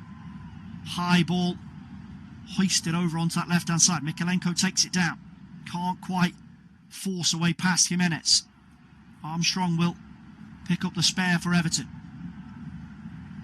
Everybody but Pickford camped back in the Bournemouth half of the field. Everton might have a man light, but they're pushing for this. And Mikalenko floats one in from the left-hand side. Beto can't gather. Brooks clears away from Bournemouth. Enes Ünal with the loose touch. Snatched in by Iliman Ndiaye. Mikalenko now pushed onto the edge of Bournemouth's penalty area. Manages to hoist across into the box. Petrovic comes. And it's eventually turned behind. Everton are claiming a corner here. And Tarkowski, who'd stayed forward there, that just throws himself at that one, but the final touch comes off a Bournemouth player, and it will be a corner to the final minute of the 90. There's going to be a yellow card here, but not for any of the players. It's for Andoni Iraola, who's been in the ear of the fourth official, Sam Barrett, since the start of the second half, and Andy Badley with a card for the Bournemouth manager. James Garner will just have to wait a moment or two to take this last gasp corner for Everton. Driven in towards the far post, headed away by Alex Scott. He'll give chase. Garner Gay keeps it in play over on that far side, has to go back to Jordan Pickford. Pickford rolls again, smashed up towards the edge of Bournemouth's penalty, headed down by Ünal and cleared away by Krupi. Mikalenko needs to be careful there on the halfway line, but he does well to win the header. Dewsbury Hall takes it down. Final seconds of the 90 as we await an update from Sam Barrett over added time. James Garner through the centre circle. Dewsbury Hall rolled out to Garner Gay over on that left hand side. Mikalenko bombs beyond him, rolled into the feet here of Branthwaite. Will drive at goal, turn behind for a corner off Senesi. Branthwaite and James Tarkowski have both stayed forward here. De facto strikers for Everton in the closing stages, and we will have 5 minutes added on. 5 minutes for Bournemouth fans to sit through, 5 for Everton to find something, and they've got themselves a corner here. Petrovic just pushing players out of his way inside the 6-yard box. Pinged in, Armstrong goes after it, nods it on goal. It's grabbed by Petrovic. 2 bites of the cherry there. Harrison Armstrong just not able to get enough power on it to really punch one past Petrovic. And Bournemouth survive. It's always difficult in this situation when you do have the extra man, but you're away from home. The home crowd here roaring Everton on. And the men in black and red stripes are happy just to dig in and fight themselves over the finishing line.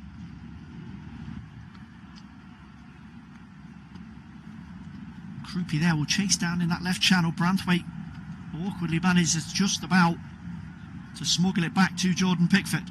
And Garner can't take in the clearance. Tarkowski caught out position on halfway. Brooks with a little dink over a few heads there. Ünal takes it in on the halfway line. Jimenez will raid forward. He's got Ryan outside of him, tries to roll it into the feet of Krupi. Mikalenko will clear away. And Lewis Cook goes sprinting across there, straight in on Kiernan Dewsbury Hall. Some pretty stern words for a couple of the Bournemouth players there. Lewis Cook not happy with how cheaply they gave away possession. And with 2.5 of the 5 additional minutes still to play, both sides are going to make a change here. And it's the scorer of Bournemouth's first goal, Ryan. We applaud the away fans as he trots off. Club captain Adam Smith will come on just to try and get Andoni Iraola and his players over the line here. Michael Keane is readied for Everton. Just get an update on who he's replaced. Mikalenko.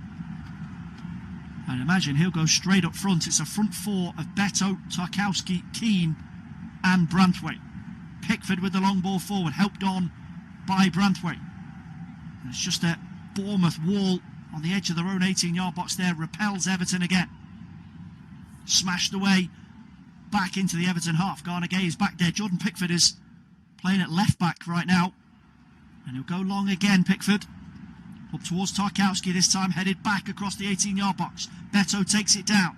He's got Bournemouth bodies around him here, tries to lay it off. That's a poor ball. And Beto has caught a Bournemouth player there. Madley says play on for now. Jimenez will keep control on the halfway line.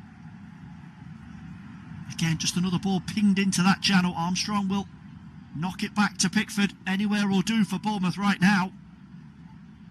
Added time in those other games as well. Still Chelsea 2, Leeds 2, Tottenham 1, Newcastle 2. Pickford forward again. Tarkowski's up after it. Doesn't manage to get the knock on this time. And Jai will feed it into Branthwaite. 35 yards from Petrovic's goal. Here's James Garner. Can he arc across into the box? Yes, he can. Beto nods it down. Again, there's a Bournemouth player back there just to smash it away. Truffert this time. And Pickford, who switched from left back to right back, just about keeps it in play for Everton. High ball hoisted forward again. Bournemouth win the tussle, but only as far as Njai. Garnegay takes over on the edge of the centre circle. Rolled forward for Dewsbury Hall. Harrison Armstrong now. Can he get a ball in from the left-hand side? It's awkwardly just spooned up into the air by James Hill. Headed back across goal by Keane. Bournemouth not able to clear their lines here. But they will get themselves a free kick. And that might just be that for Everton. Harrison Armstrong penalised as he goes into the back of Adam Smith. Inexperience against experience there, you might say. Adam Smith happy to take the blow from behind. The final few seconds here. The Bournemouth players are out on their feet. And there's already a fair few Everton fans heading for the exits here. Frustrating night for them. Chance missed to put a real squeeze on those European positions. And we are into time added on at the end of time added on. And Jai helps it over the halfway line for Beto. Final roll of the dice here for Everton. Kieran Dewsbury Hall, that's a brilliant challenge on the cover by James Hill. He's been excellent for Bournemouth tonight. Real rock at the heart of their defence. The Bournemouth players are asking Andy Madley here how much is left to go. Everton want to try and create one more crossing angle. And Jai flying away down that left-hand side. He's being dragged down to the floor by Jimenez. And that will be a free kick. And this is the last act for Everton.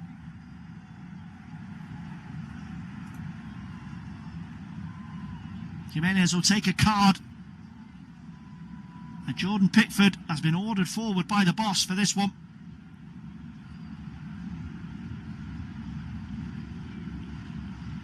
Final few seconds for Everton. Beyond 96 minutes here. This delivery has to be pitch perfect from James Garner. Everybody, including Jordan Pickford, inside the box for Everton. If Garner can get this ball right. Sweeps it in, near post is helped on. Pickford tries to take it down, but it's smacked away by Bournemouth. And that is the final whistle. The full time here on a rain-soaked night at the Hill Dickinson Stadium. And the chance to overtake Liverpool has been missed by David Moyes' Toffees. Iliman Njai's first half penalty cancelled out by two quick-fire Bournemouth goals. Ryan with the equaliser, and Amil Adil has clinched it for Andone Iraola's team. They move level on points with Everton, and the race for Europe is back on for both of these teams as we move on in a thrilling end to the 2025-26 Premier League season.